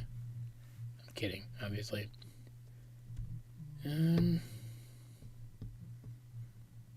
Really? That's interesting. I could definitely see a lot more stories to be told in the Fairly Odd Parents verse. I always liked that show until the zombie of its corpse started to decay. Sounds more like Yellow's domain. Yeah, but Yellow's so military focused, right? She doesn't feel development focused. She feels military focused. Pink making shards would be a lot easier than making a whole gem. Yeah, exactly. Honestly, I didn't feel like it came out of nowhere when I saw it. There's the question of how Pearl exited Pink Diamond's palanquin, shapeshifted into Rose, and then approached it again without anybody noticing, in the middle of a crowded battlefield surrounded by Pink Diamond's court. And again, this is one that I don't really have an answer for, but one that I don't feel breaks the show. It's possible that Pearl was able to pull this off. It's unlikely, but it's possible. Next, there's the question of how Blue Diamond, if she was so close to Pink Diamond, didn't recognize Pink Diamond's voice coming from Rose Quartz when Rose invaded her court. I put it like this in a discussion over on my Discord, that if you were mugged on the street and your mother's voice came out of the mugger's mouth... There's so many fusion missed opportunities, man. I was genuinely hoping that Unleash the Light, since it was written in conjunction with Our Sugar, would actually introduce some of them. Like, even if they aren't 100% canon, that just like possible ones, right? Just like when... Oh, this is such an obscure reference, and if any of you get this, oh, you're going to be like my new best friend until this stream's over. The old Dragon Ball Z trading card game for the Fusion Saga introduced, like, there were like hypothetical fusions of characters in the show, and they like released cards of them and gave them power levels and abilities. It would be kind of like that, but like in a video game instead of one of the best trading card games of all time that was discontinued too early because the sequel was terrible. The new Dragon Ball card game is fine though, I guess. But you know, I would have liked to see that. To get back on track, I would have liked to have seen, because they had so many characters in the show, all of whom are capable of fusing, that you can have on your team. I would have loved to have seen some more fusions in the game that you could create, and they just didn't do it. I had some of them. Yeah. Will you guys be able to see it? I just recently put together. Yeah, it's because it's a different window. You guys aren't gonna be able to see it. A friend of mine, we love. I'm a nerd, obviously. Do I have any trading cards? Yeah, I have trading cards on my desk. Whole bunch of Pokemon ones. I'm such a nerd, and my friends are nerds, and one of my friends lives out of state now, and I need to actually get in touch with him about this so we can work out the next step in it. But he's worked out a way for us to play any card game we want with any deck we want over the internet. And so I'm in a Dragon Ball trading card game mood, because I just went through putting together a picture, like an image folder of all the cards I would want in my deck, so he can put it together and make a deck out of it. Book of all the unused fusions, yeah. What's the current discussion? The Dragon Ball Z trading card game by Score, I think it was, of all things. You would be suspicious if a voice that you knew No that Paradise well Ace. came out of the mouth of someone attacking Paradise Ace, but you still want a Lapis and Parry fusion. Like, just because, okay, fusion is just a representative of a relationship. It's not necessarily representative of a sexual relationship. And even then, an ace person could still choose to sleep with someone if they, have the inclination and or think they would enjoy it. Like, there's no reason why Paradise can't have fusions with people. you would be suspicious. You would be taken aback. And yet, Blue Diamond seems... Agreed. Jasper and Spinel should be added to the game. I'd replay the entire game just to get their perspectives on stuff if they added them to the game. To react as if she knows that this is Rose Quartz's voice, as if she doesn't recognize it as Pink Diamond's. And I'm sorry, but that's ridiculous. We see that Rose and Pink Diamond have the same voice. Rose is just a... If all fusions... You're right. If all fusions were sexual... In particular... This is going to be real gross. Cover your ears if you don't even want to acknowledge this. Stag would be particularly gross. Right? Ugh. Seems to be a lot of DLC coming. Okay. Crew member confirms she isn't completely comfortable with fusion yet. Like, yeah, I get that. I'm just saying we can't, like, say, oh, she is this thing, so she can never do this thing, right? Shapeshifter. I would love more DLC for that game. Like, even if new characters, I don't play through the black hole mode with them, but I would play through the whole game again to get these other characters' perspectives on things. That'd be awesome. And as far as we have seen so far in the show, shapeshifted forms keep the voice of their base form. However, that doesn't mean that necessarily has to be the case. I remember this. This is actually a good point is that I make here. On the shape of their larynx. And since gems do create the organs necessary to function, i.e. they have actual eyes, they have actual tongues, they have actual ears, it makes sense that they would have larynxes as well. And so it also makes sense that if a gem concentrated hard enough when shapeshifting, they could change the shape of their larynx. And that in that scene in The Answer, Pink had just gone one step further and shapeshifted the shape of her larynx enough that her voice sounded different. Which is entirely possible, We just right? didn't hear it that way because of the inherent way that the story was being told, with Garnet voicing all. Is Obsidian in it now? I didn't know if she was or not. It makes sense she would be, though. I'm gonna have to make Obsidian at some point. This poses the question. My characters in that, though, my preferred characters in that. Like, again, I have a Let's Play of that on the channel. You guys should watch it. I think I did a pretty good job of making it entertaining while also looking stupid, which is always funny to see. My main team in that, the characters are basically maxed out. So, like, that's the one problem with me going back and trying different teams, is they would be very unbalanced at this point. As to how Garnet didn't realize that her voice was different the second time that she heard it. But with everything that was going on with Ruby and Sapphire in that scene, I can imagine that remembering the voice of the Rebel Rose Quartz wasn't the top of their list. Once again, in the camp of questions that I have no answer for, there's the question of how some of Steven's human anatomy works with that giant gem point sticking through his body. It's particularly egregious in scenes with him as a baby, as at that size, the point of Pink Diamond's gem would have stuck through his spine. But even in his current form, the point of the gem would still perforate his stomach. Like, maybe some of his human anatomy grew around the gem and his stomach is in a different place than a normal human's. But the spine thing as a baby is impossible to avoid, and I don't know how he survived it. At the very least, I don't know how he survived it with use of his legs. Then there's a question that I've seen asked many times over. How do pearls... They do have ears, because one of the times that Amethyst's form got screwed up, she had giant ears. They have ears, they just don't usually show them the same way they don't usually show, like, a character's fingernails or, like, eyelashes or whatever. They do have ears. They hear they have ears. Gem placement and color scheme line up with this. If she was Pink Diamond's pearl, her gem should have been on her stomach, and her color scheme doesn't line up with her ability to transform into a convincing rose quartz. But remember, we never got confirmation that...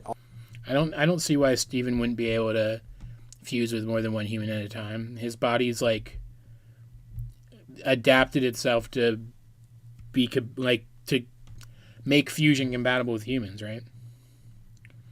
all pearls have the same gem placement as their owners. We only know that that's true of Yellow Diamond's pearl and Blue Diamond's pearl, and 2 instances. That's the thing I'd like to see. Steven fusing another human with a gem, using himself as kind of the bridge. I'd love to see that. That'd be fantastic. I'm also kind of annoyed that, considering that Steven, even though he's not Rose, he's also kind of Rose. I'm a little annoyed that there is absolutely no acknowledgement of the fact that Greg did eventually basically get to fuse with Rose when he and Steven fused into Stag. I wish there had been some acknowledgement of that. Even if just offhand, and like nothing else had been said about it, I would have liked some acknowledgement of that. Doesn't make a pattern. And as for Pearl's color scheme, her colors seemed a lot pinker in that flashback scene. Looking at just that scene, I think it's just as possible for her to transform into a rose quartz plus garnet. Pink diamond. Yes. The real question is, why are her colors today different than they were in that flashback? And I think I have an answer for that too. What if pearls aren't made... He is her son, yes, but not in the same way that, like, I'm my mom's son. There is a distinct difference between how Rose created Steven and how a normal mother contributes to the creation of a child. Like, they're analogous things, but in universe they are distinctly different. And it's simply because she normally doesn't have the capacity to do that. She had to break the rules just to make it work, right? Ahead of time with specific colors in mind. What if they all come out blank white and then change their colors themselves to match their owners as a sort of final stage in the bonding process? Which does seem to be correct. But getting back to the actual video now, that does seem to be roughly correct. That that pearls are customized at the moment of their initial formation, and that theoretically they could then re-customize themselves later. This would not only explain why Pearl's color scheme in the present looks different than in that flashback. Well, he's not Rose in the sense that he's not the same person as her. But technically speaking, from like an in-universe scientific perspective, he is more Rose than I am my mother as a human being, right? It's the difference between like the physicality of it and the metaphysicality of it. And those things can both be true at the same time. He can still be kind of the same thing as Rose, but still be a different person from Rose. But also how she was able to disguise herself as a rebel without being recognized as Pink Diamond's Pearl, and how she has so many colors in her color scheme today. As a Pearl, she is just able to freely change her color scheme. That is one of her abilities. Sure, he does literally say, I'm my mom, but he was wrong. Like, he again, not entirely, but he was speaking in that they are wholly the same person, and that is not correct. The issue of Pink Diamonds and, by extension, Steven's fusions. While it's possible that Smoky Quartz gets her quartziness from Amethyst, there isn't actually... Well, yeah, there's backup data of Rose still left on his gem. The problem is it's, like, spread out so much and it's being used for other stuff that it doesn't really matter. You know, the Guide to the Crystal Gems, all the way back in that, it specifically said that everything that Rose was is in Steven somewhere.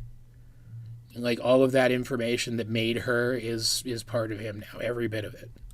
Quartz involved in the Rainbow Quartz fusion. So are those fusions quartzes or not? And the answer to that comes down to they're pretty much whatever they want to be. The crew has said at this point that fusions choose their own names. That they try to choose names which fit their new colorations, but they don't have to. They don't have to name themselves accurately. Mm. And while some of Smokey's dialogue in Earthlings seems to suggest that they pulled their name from some definitive source, that they didn't make it up, I think at this point we have to assume that fusion names just aren't an accurate way of determining which components are involved in the fusion. Though it is possible that at this point, now that Steven knows that he's not a quartz, he may change the name of some of his fusions. And I kind of wish he had, as kind of a way to come into his own, right? Like, even if he broke away from the gem-esque naming scheme, I wish he'd kind of done that. Like, assuming that Obsidian was called Obsidian when Rose was part of her, I would have liked to have seen, like, the Steven version of Obsidian have a different name. Right? Have a slightly different identity to reflect the fact that he is a different person. Like, the same form, because she is mostly made up of the same stuff, right? But like a different identity to kind of fit with what we were literally just talking about, right? That while Steven may like physically, technically be more Rose than not Rose, he's still a different person from Rose.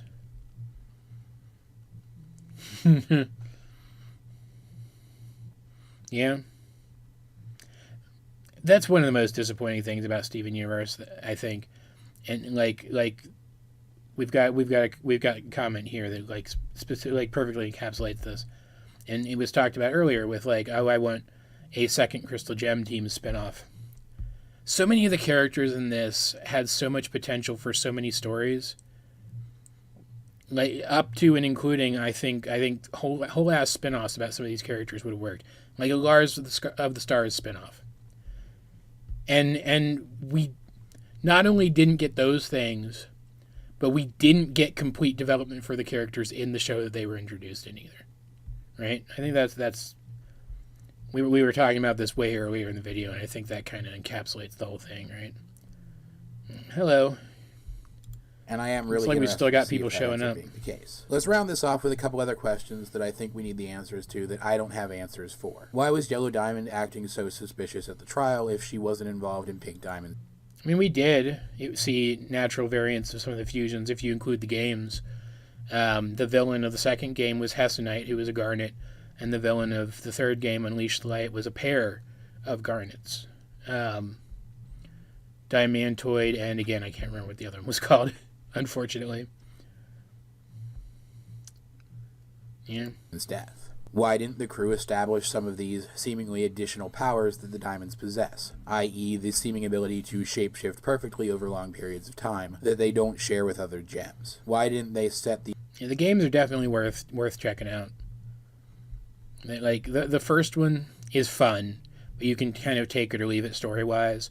And the second one I feel is a little bloated. It had a lot of features in it that I never bothered with, but it's still very good, and the third one is a good mix of the two. These things up in Pyro, preparation that's for right. the reveal. And why, if Steven's gem is a diamond, did no one notice? We have seen evidence in the show that gems can recognize each other just on their stones. And This is a yet, good Peridot, point, too, an expert actually. in kindergartening, recognized him as a quartz and not a diamond. Yeah. His gem was seen by Blue and Yellow Diamond. He was scanned on the zoo. How is it that no one... That's a really good question. If Steven's gem is Pink Diamond's gem, again, it's possible that it just wasn't in the zoo's computer system to recognize that. But how did they not how did the zoo not recognize that? You would imagine that the gifted owner of the zoo, that their specific gemstone would be in the system so that they could access stuff there. Right? So how did the zoo not know that Steven's gem was Pink Diamond's gem? That still bugs me. anywhere ever realized that his gemstone wasn't a rose quartz gemstone, but was in fact a diamond gemstone. This is the one out of all of these that I think makes the least sense, and the one that I want an answer to the most. But as per usual, guys, I'd like to know, what are your thoughts on any of these questions that I brought up today, or any of the answers that I came up for the ones that I felt I could answer? And of course, if you have any more of these small... I'm done. I'm not going to bother with the outro. The last one of these, it's 15 minutes long, and I'm fairly certain it's the big reveal ruined Rose, aka Rose really was a terrible person. I think we hit some of the main points in this one earlier when we were just talking about the reveal, though, so we might end up skipping most of this one. But let's jump into it and see. I don't really remember this one much. I do remember, though. Yeah. Go ahead and read that real quick, because I do talk about that. That's the other thing. Like, we talked a little bit about how the zoo was bad, and it was bad that Rose didn't dismantle it before faking her death. But there's also...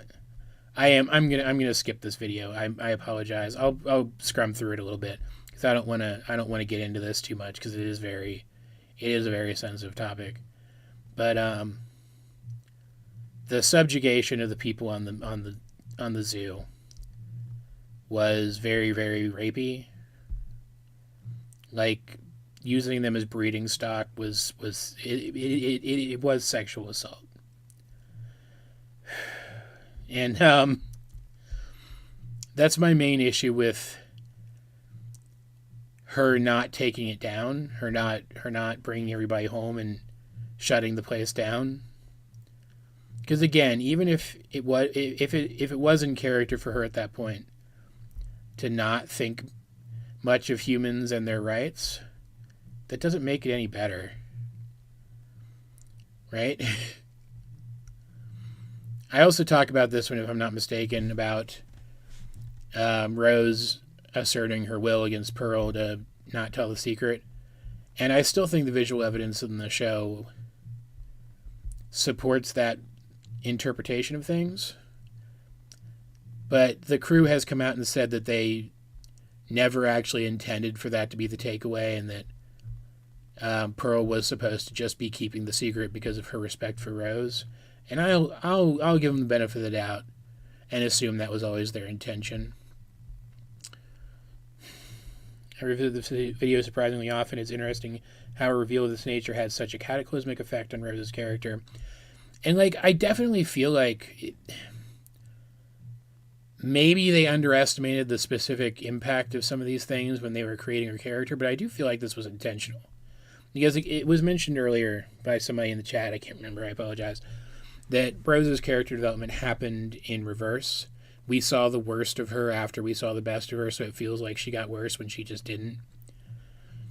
But these are still things that she did. And I know that this is only one way of looking at it, and you guys don't have to tell me that it's only one way of looking at it, because it's true. This is only one way of looking at it. But she did just piece out of her life when she created Steven, saddling him with the consequences of all of these things that she did, instead of taking responsibility for them first. And, yeah. Yeah, she had the leg ship and everything. Like, even after the fact, even after she started to see humans as more equal, she could have gone back to the zoo and saved the ones that were there. That's a good point. She isn't a perfect person. Well, yeah, of course. She was never going to be the perfect person she was built up to be. And I don't think... Like, I want to be clear. Rose is still a hero. She still did very heroic things. I just feel like... It doesn't matter if she asked for the zoo. She knew it existed and didn't do anything about it. My issue with Rose, at the end of the day, is that instead of completing her arc and making amends for all of these things, she just disappeared and left Steven to do it. Whether that was her intention or not, that's still what she did. So all of the terrible things that she did feel even worse because she wasn't willing to actually make amends for them.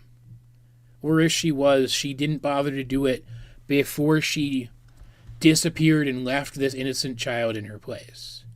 That's my core problem with Rose's character. And that's the core issue I have with them making her and Pink Diamond the same person, because now all of the responsibility for all of the things that were Rose's responsibility and Pink Diamond's responsibility fall on Steven now too, whether they should or not, whether it's fair or not. And again, they did... That was a theme in the show. That is definitely a thing they were going for, but I don't have to like this person anymore because that's what the show was going for. And I still feel like it was unfair to Rose's character to take her from this gray figure to something significantly worse by saddling her with all of the horrible things that Pink Diamond did, or all of the horrible things that Pink Diamond did by omission in the case of not shutting down the zoo, as well as the things that we knew Rose did herself. Let's read some of these now. Did Rose ask for the zoo? No. Like I said, though, it doesn't matter because she had multiple opportunities to undo it. So it doesn't matter. Would you like to see fluoride's components? Absolutely. Very, very much so. I feel like Rose could have tried to bring more of her gems to her side. That is also a thing. I think that honestly, if I were in her position, and obviously this is a big if because this is a fictional reality, if I were in her position, I would have revealed my identity to my own court. And yeah, it would have changed the dynamic between her and Homeworld when they ran back to the rest of Homeworld. Like those who didn't side with her ran out back to the rest of Homeworld. But I would have tried to recruit my own gems to my side and save them too, right? As a diamond, she could have just told them to stop fighting against her. I mean, technically, but she didn't want to do that. Like, the core point of the crystal gems was to save Earth, but she was also fighting for other gems. Her association with Garnet made her realize how important that was. Sometimes people make dumb decisions for... Yeah, I mean, for plot or not. Like, sometimes it's in character for a character to make dumb decisions, but we talked about this earlier. While it's possible that they were trying to create a character who can make good strategic decisions but not good emotional ones, Rose is still never really portrayed like that, and she was supposed to be really strategically minded. Steven said it best, it feels like Rose made him so he could deal with everything because she didn't have to. Yeah. It does feel like that. And I don't think that's a thing that Rose, like, checked off on her checklist of reasons to turn into a baby. But, like, we can't know for sure, right? And it could have been a subconscious factor.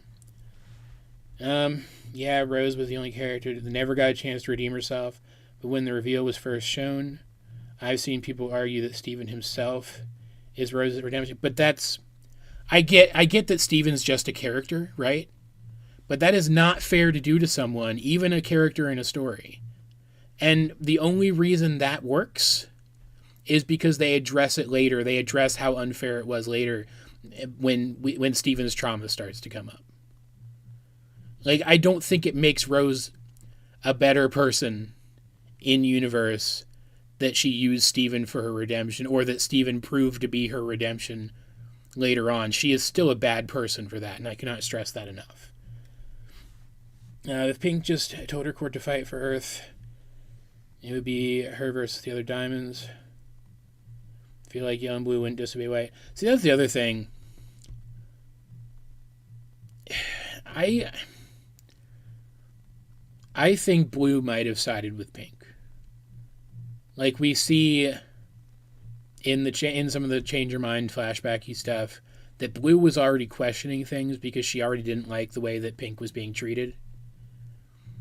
Like they don't come right out and say it, but that's the implication. I think it's possible that Blue might have sided with Pink. And like this is all hypothetical because it's a TV show and it only happened the way it happened. But like if we were dealing with like alternate histories and stuff, I think there is a version of this story where Blue sided, where Pink made it clear that she planned to rebel and maybe even revealed that she was Rose Quartz the whole time, and Blue sided with her.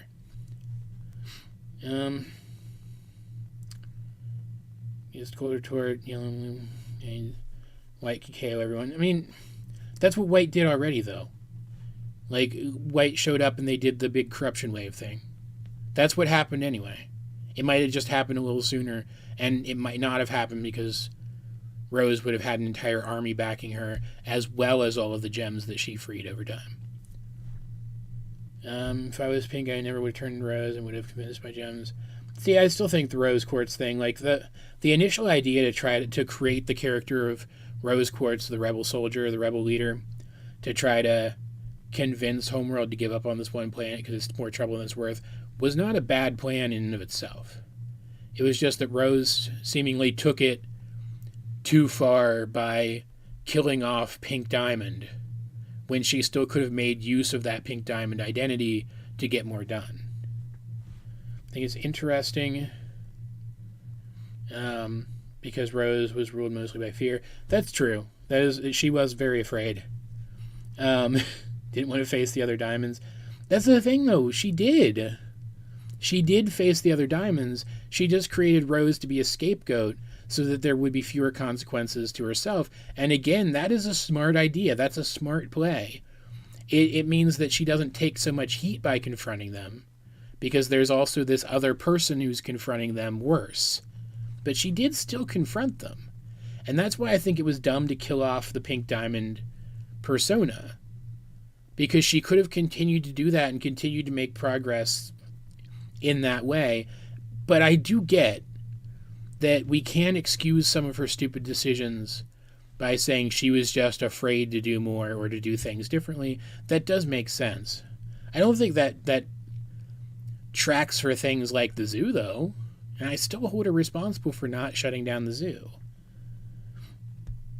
Where was I? You know, like the word have lasted longer if the diamonds knew it was pink? Maybe. But, I mean, the war only ended as quickly as it did because they just nuked the planet. Like, a prolonged fight might have led to a better result. We don't know. It could have led to a worse one, but it might have led to a better one. We don't know. White could easily mind control blue and yellow. Yeah, I don't think they knew about that ability, though. I don't think they knew. Like, I think they did because she used it on her Pearl, but I don't think they necessarily knew that she could use it on them back then, so I don't think that's a factor in their decision making. Definitely would have tried Homeworld and fight alongside Pink. Yeah, I mean, I think it could have gone either way, but it's possible. White never mind controlled Pink, then she couldn't have always been that way. Do we know that she never mind controlled Pink? Though? I mean, she might have at some point. We just don't know about it. I mean, it doesn't seem like it's a thing that she does very often. Like, even in the, like, later present of the show, because we're talking about, like, wartime stuff, but, like, when the show was set specifically, she did it to her Pearl, but it seemed like it was kind of an exception, something that she had started doing since she had sequestered herself away after Pink's death. Like, it was a thing that she could always do, but it wasn't a thing that she was expected to do until after that point, right?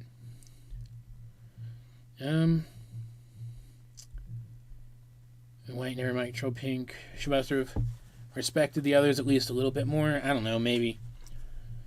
How do I think the series would have turned out if Pink had revealed herself as Pink Diamond to the Crystal Gems when she was pregnant with Steven? I think she would have crushed Steven when she turned back into Pink Diamond.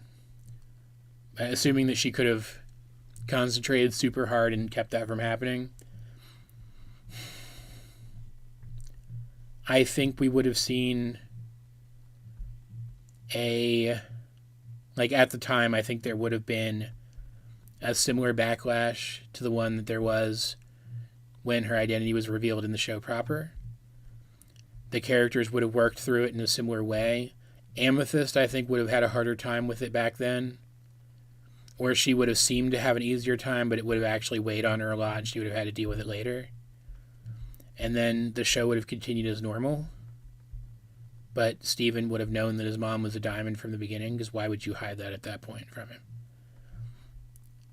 him? Basically, if Rose/Pink told her court to rebel, the whole Diamond Days thing would happen back then. The only difference is we wouldn't have Garnet or Bismuth left. I mean, maybe. Again, there's a lot of factors here.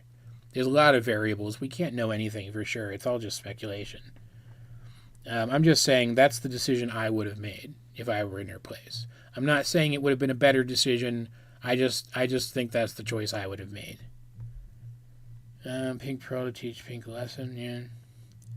Wish we got to see more flashbacks of White Diamond. I really wanted to know more about how she acted back then and more about her in general. Yeah, like they imply really heavily that she was, if nothing else, more outgoing, like maybe not super outgoing, but more outgoing, and possibly less oppressive back then, but really it's just implications. I would have liked to see that too. Alright, I am going to scrub through this video and see if there's any topics in here that I want to talk about. That is the wrong button. God.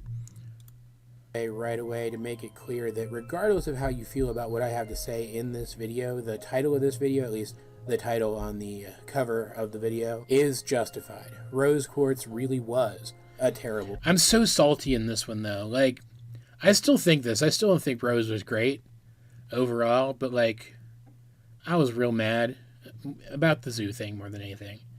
And so I don't know if I ever mentioned in this entire thing that she still did good. I don't know. we'll see. Assume the white diamond is all gems. She is all colors. Yeah, but at the same time, she's not, though, literally. She's just one gem. Like, again, it's more of that physical versus metaphysical stuff. She has, like, all of the information that ended up in all the other gems within her, I think. But she's still just this one person. She just let the other thing inform her character enough that she started to believe that she was entitled to the lives of everyone around her, right? Wyat? Yeah, I could see her as a Wyat. Person. Her creator has admitted that. I'm around because I understand going into this video that this is going to be a very divisive video. But I feel like this is something that has to be said. It contextualizes a lot of stuff from the series and knows it. But at this point in time, I don't think it does. And this is going to be my final video discussing why I feel that way, going over some of the major issues that this recontextualization brings to the narrative. I already pointed out... What's the music track in this one? I feel like I should know this. That making the gem that Pearl supposedly chose to follow her literal slave owner rather... That's the other thing, too. This I'm still going to scrub through here, but here's a topic we haven't talked about yet. Yeah, I never did make a zoo follow-up video, mostly because I'm very raw on the topic of the zoo. That's still something I can do if you guys want me to do it, though. I can make a follow-up to the zoo stuff. Like, talk about, less speculate about the future of the zoo and more talk about how they resolved it, because I didn't think they did a great job of resolving it, frankly. I mean, the crew didn't build her up as a good person. The characters in the show did. The crew always implied that she was grayer than the characters thought she was. This is already a topic that we haven't talked about yet in the stream. Regardless of how much the show insists, and regardless of how much the crew insists that Pearl came into her own and Rose respected that and treated her like a person, there was always going to be a dynamic to their character, like a lasting dynamic to their characters, because of the fact that Pearl was literally Rose's possession for a very long time. That makes it hard to trust any of their interactions as 100% genuine. Like, it's just... I'm not saying they weren't 100% genuine. And I would never say that, because, like, we should try to take the assertions of the show at face value as often as we can. Because, I mean, the show is trying to tell us a story. We can't always try to read between the lines in every single scene of every single episode, right? Sometimes there's just nothing there between those lines. But there are still some things, like, I will never be okay with the idea of a romance between Rose and Pearl, specifically because there is that unhealthy power dynamic between them. That's always going to bother me. And thankfully, even though we know that Pearl was interested, the show never establishes that kind of relationship existed. Not really. Treat Pearl as equal. Pearl saw her as a better... Yeah, definitely. Definitely. And that's my problem. Even if Rose truly believed that Pearl was her equal, Pearl clearly still didn't. That's clearly still something that she was dealing with much later in the show, and that taints a lot of their interactions. Like, we can be generous to the show and assume that Rose didn't allow their interactions to go too far in that direction, but that's still something we have to keep in mind whenever we're talking about this. Yeah, that's also true. Yep. All right, let's keep going. I'm pretty sure this is the only topic in this video that we haven't talked about, though. As someone who rewatches this video more often than me, tell me. Because I don't want to get into the... Again, like, the disclaimer was up on screen for like 20 freaking minutes there. But I don't want to get into the rapier stuff in this video if I don't have to, frankly. Made to be a toy. Yeah. Yeah, I kind of see Spinels as being, like, conceptually very similar to Pearls. Pearls are accessories, whereas Spinels are playthings. They're both slaves. Don't disagree. Yeah.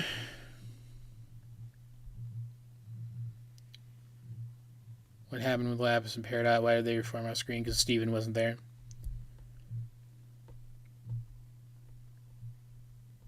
Yeah. Let's scrum through this a little more. Admire naturally already takes something away from the strong character that Pearl was already at the time of the Gem Civil War. Yeah. And of course of the show as we have seen it, and that is great. It really shows the strength of her character, the potential of her character. It still takes something away from her past characterization. Yep. That's a fact. One who kept her as a slave, regardless of how believe firmly that it is, but I'll talk about that in a little while. I also, now, more so than ever, strongly doubt that Rose ever cared about the freedom and well-being of other gems. This is something that I've been wanting to talk about for a long time. Something that I'd actually planned to talk about before this reveal showed up and came to demand my entire attention for so long. That Rose does not actually seem to care about the freedom and well-being of gems, at least not beyond a certain extent. Okay. Notice... This should be the actual last thing, then. First of all, that the Crystal Gem Creed does not make any mention of gem independence and freedom. And I, if I recall correctly, I make a fairly big deal about this here, that it suggests that Rose, that was the implication anyway, that it suggests that Rose was just kind of using other gems to further this agenda. But looking back on it, seeing the fact that Garnet was technically the first true crystal gem, and Garnet's presence and Garnet's existence and who Garnet was and what Garnet wanted definitely influenced Rose. I do think that genuinely freeing gems and giving them lives where they could make their own choices was a priority to her. It just wasn't. It just didn't make it in here, right? Here it is, right here on the screen, right now. You can read it. It makes no mention of building a place where gems can be themselves, regardless of what that means. This is a question for me. Did I see Misanthropony making a Steven Universe video? I did not. I probably won't, but you know. Did I see their video? Did they already make it? I just misread that. I haven't, and I probably won't, unless it's like really good, and you guys think I should watch it. Steven's perspective is one of the worst things about the show. It wasn't early on, because it helped build the mystique of the show. But once we like started to get like concrete confirmations about what gems were and what the corrupted gems were and what Homeworld was, they should have dropped it. I feel like the Diamond's making gems for purposes in theory is okay. They literally did that. They literally made gems, like custom made them to fill specific roles. Doesn't mean that they should have or that they should have held the gems to those roles, but they did do it. But yeah, I agree with you. We're actually pretty close to finishing up Radical Pasta, but there will be a VOD of this where you can check back in and see the whole thing. We're talking about some of the implications of some of Rose's behavior, well, Pink Diamond's behavior and how they reflect on Rose as a person. Yeah. And I know some of you guys are going to cite the answer when Rose seemed to be so accepting of Garnet, but go back and listen to that scene again. I've mentioned this before, but Rose's acceptance of Garnet here really comes across less as Rose accepting Garnet for who she is and more Rose finding Garnet interesting. And that's true. I do think that that's valid. That's a valid point. But I don't feel like it stayed that way over time. Like, Rose was always kind of inclined to talk about the people around her like they were resources as much as people, because that's just the way her brain was wired by all of her time as a diamond. But I do genuinely believe that she valued Garnet and her other followers. One theory of mine you wish was true expanded upon. Might be interested to see some sort of AU who created the diamonds. Yeah, I really wish we had gotten an answer to that. Thought their idea of them being intelligently created was interesting. Yeah. She seems to like the idea. I have a couple of theories on that now. I have one that they were basically space probes that gained sentience, and then another one they were medical technology. They're both pretty fun. Didn't really like the Pink Diamond Twist. I didn't either. Like that's basically what we've been talking about this whole time.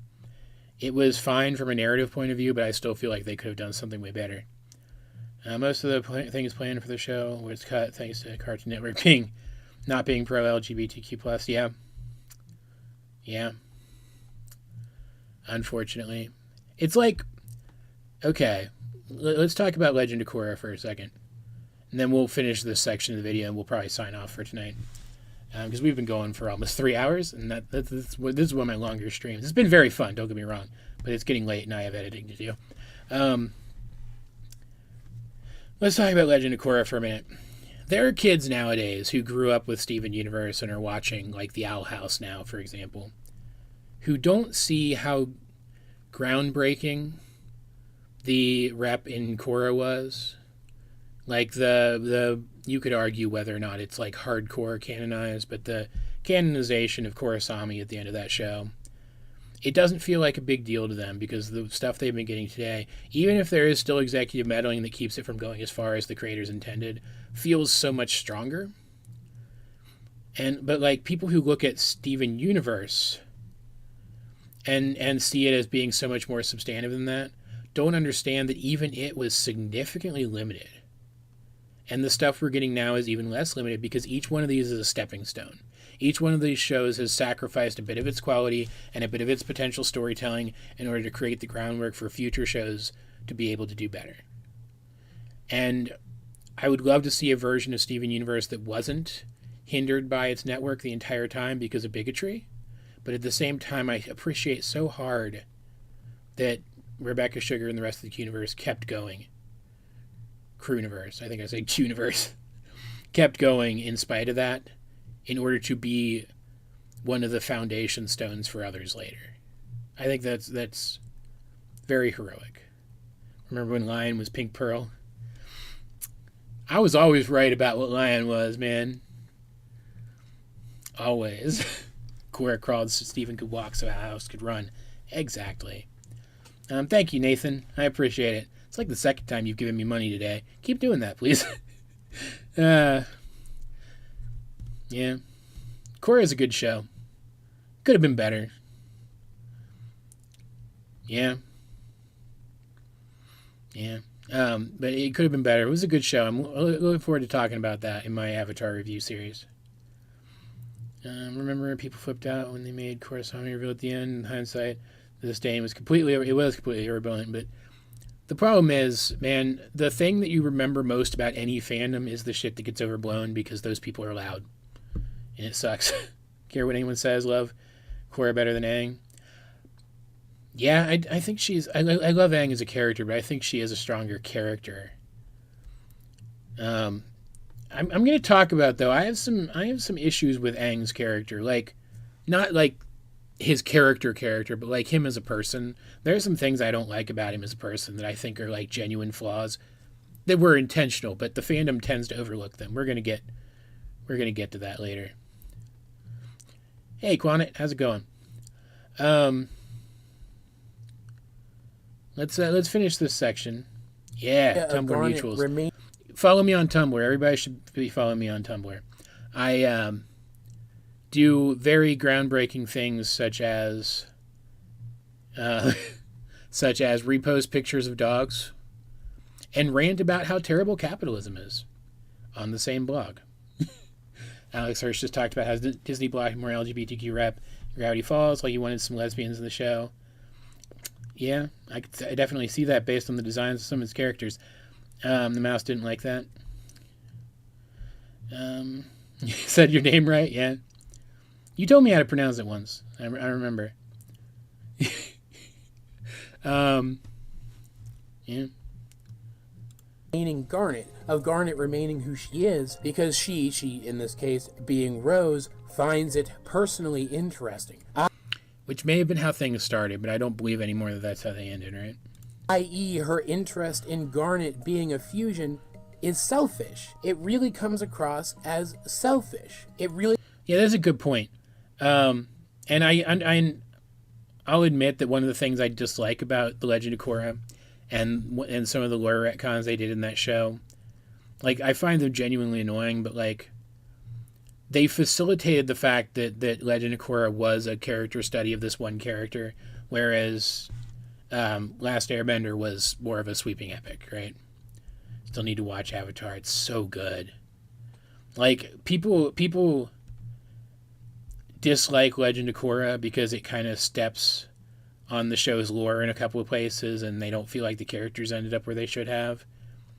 And so you might have, like, a bad opinion of the show. Like, you might have seen bad opinions of the show around, but it's still a fantastic show. And Last Airbender, regardless of how simple it is in some areas, is still, like, the gold standard for, like, epic fantasy animation, right? Rebekah Chance bring back Steven Universe. I hope so too. I still am really surprised that the show hasn't continued in any form. Like, they haven't done any books or anything, right? At least I don't think they have. Nothing that, like, got a lot of publicity anyway, right? It comes across as if Rose finds gems who deviate, and it's wrong. Just like it was wrong of her to brainwash Pearl into not being able to talk about Rose's true identity. First of all, brainwashing someone is just wrong in general, regardless of how you do it or why. And second, it proves once and for all that she didn't care about Pearl's well-colored, as it suddenly seems that she no longer cared for the well-being of gems in the opposing army, and instead cared about her own well-being. That she feared that Bismuth would discover that she herself was a diamond and want to shatter her. It even colors her very motivations for starting the war. Yeah, that's an interesting point. One of my main issues with this video, and I'm glad that people really like this one, right? And like, people still rewatch it. I'm really glad about that, because I do think it's well enough put together video. One of my main problems with my attitude in this one, though, is because I was still kind of salty over the reveal and the fact that I didn't like what that did to the character. I wasn't really looking at the nuance of the character all that much. The Rava Vatu in the first Avatar thing, I really like, even though most people hate it. Like, I like it in concept. I don't like what it does to some of the retcons they made because of it. But which I'll talk about in future reviews of episodes. Like, you could have still given us those characters without changing aspects of the established lore into what I feel were objectively worse things. I don't know. I'll talk about it later. It's my favorite season from SU. I don't know, man. Because, like, the first season feels like 2 seasons, so I always want to say, like, season 2, because, like, I mean the second half of season 1, but even that's not entirely accurate. The second or the third season, somewhere in there. Yeah. Yeah.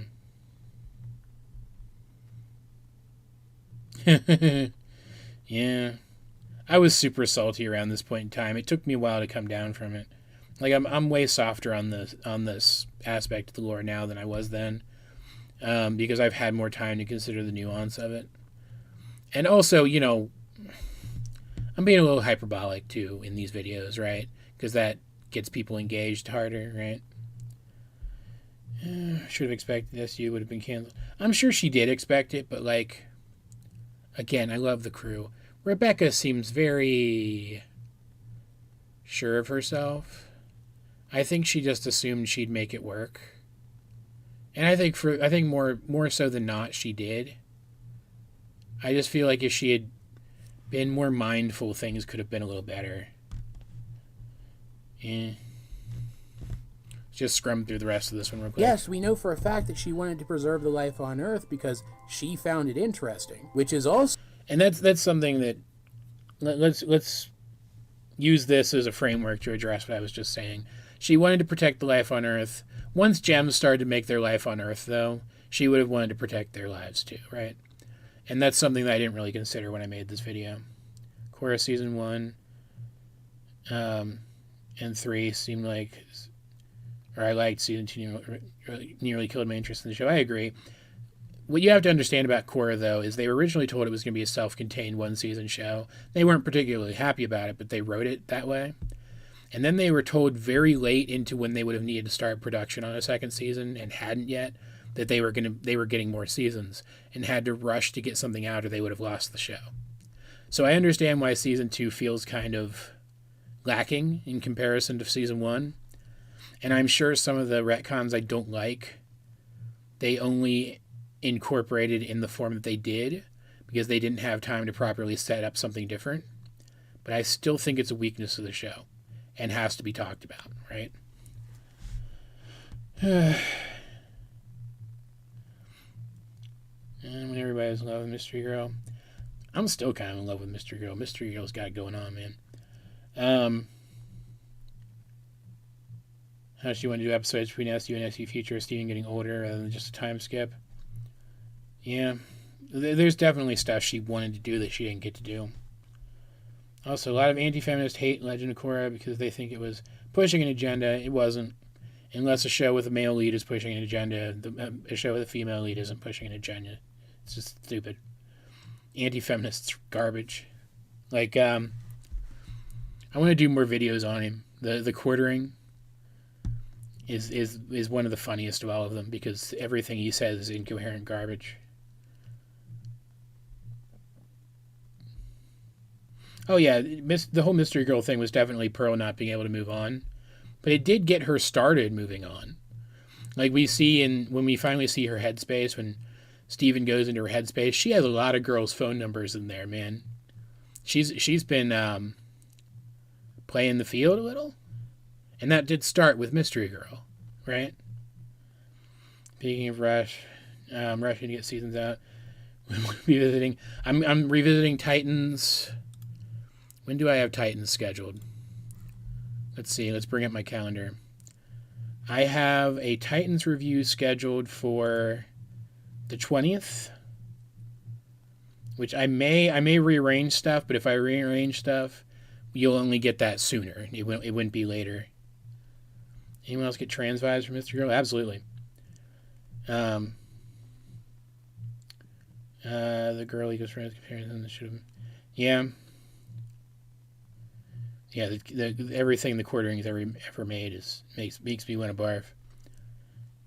So selfish, as it implies that she didn't actually care about the well-being of that life for its own sake, but for her sake. But we now know from her dialogue with Blue and Yellow in this scene here that she started the war and created the Rose Quartz persona for herself in the first place so that she could use it as an excuse to try to convince Blue and Yellow to let her stop colonization. It was never about fighting for gem freedom, and if... Man, my opinion of this plot point's really changed. Nowadays, I think this was a really good tactical decision, and it doesn't matter what her specific reasons were. Man. I'll see you later, Quannet.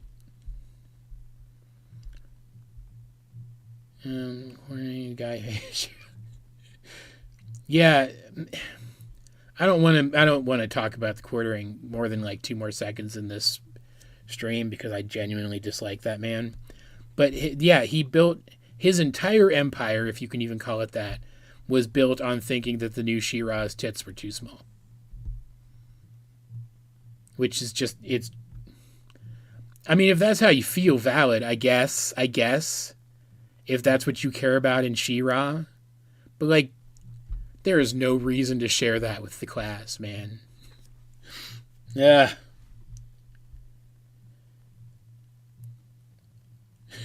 The little mini angry eyebrows.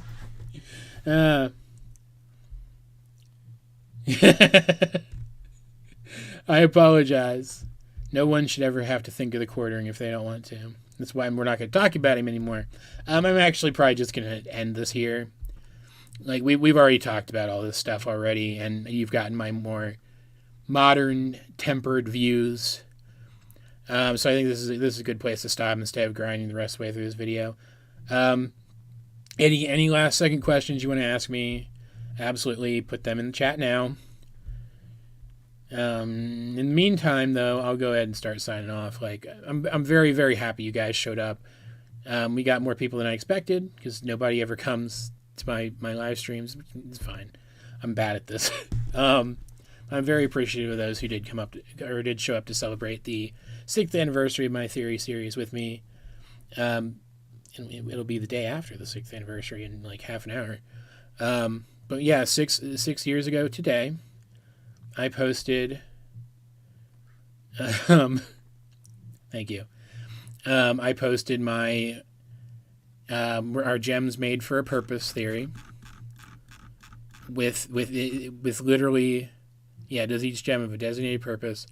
With the worst audio of any video ever on YouTube, and it's a more solid theory than I give it credit for, I think, honestly. And regardless of whether or not my old stuff's a little cringe, how I feel about my old opinions, how salty I've ever gotten, how over seriously I take this silly kids show, if I hadn't done all of this, I wouldn't have you guys.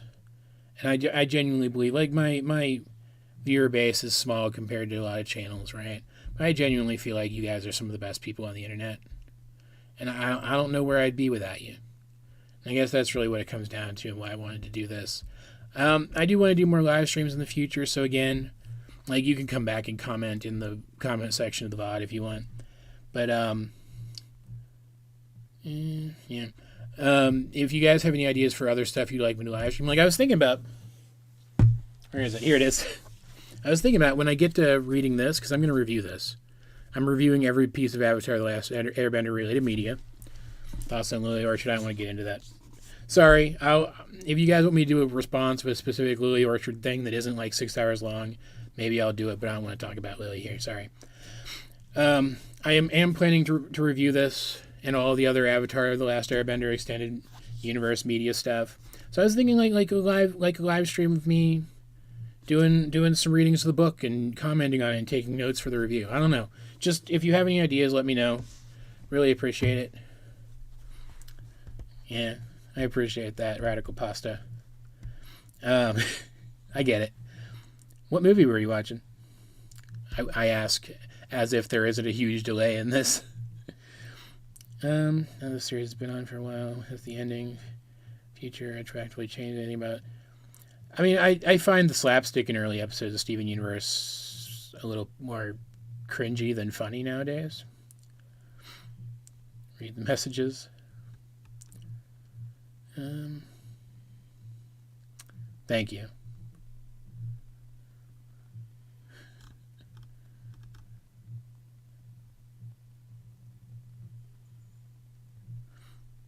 Yeah.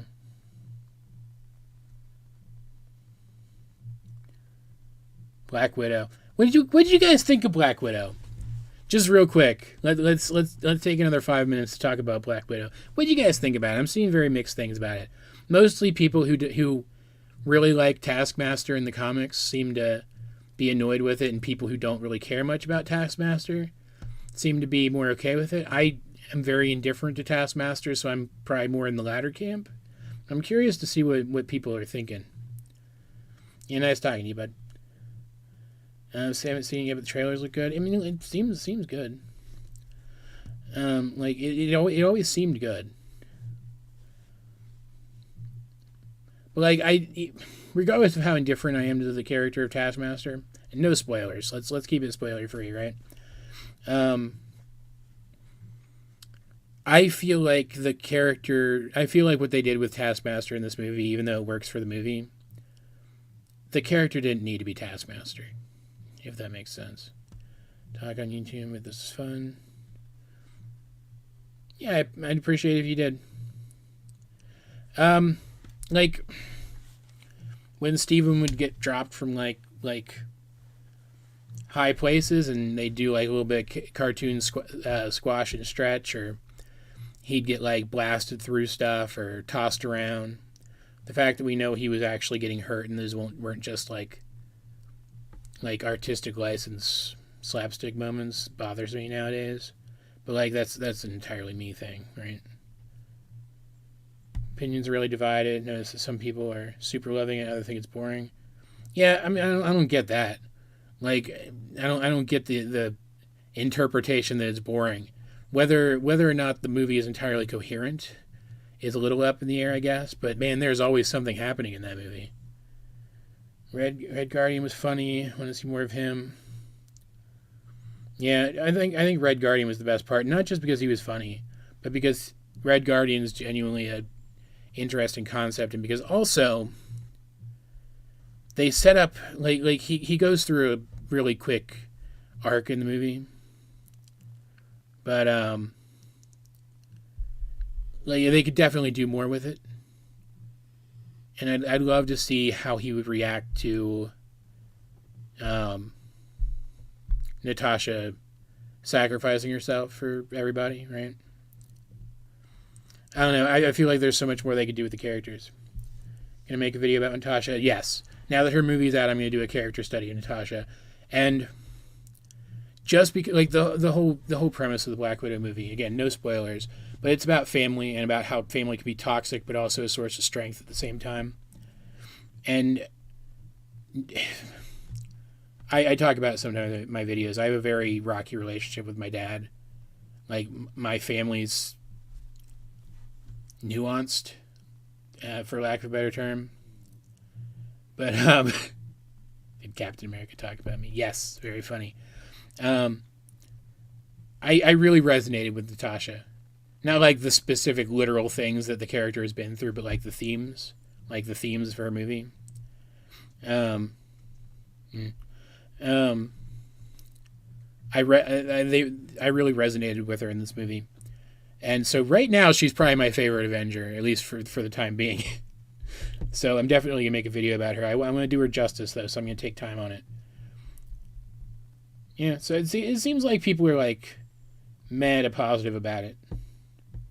Some parts of the movie were very real. Yeah. Like, I teared up a couple of times. I'm not too masculine to admit that. Yeah. My dad's the worst. I don't even want to get into it, man. The worst part is I'm still in contact with him because my grandma is pretty awesome. His mom, and so my life still overlaps with his. All right, I'm gonna go ahead and sign off here, guys. Again, I really appreciate you coming. We'll have to do this more often. Is it weird to say I love you guys? I love you guys. Yeah. Thoughts on Invincible? I'm gonna do a 2 cents on Invincible soon. Don't worry about it. I like it though.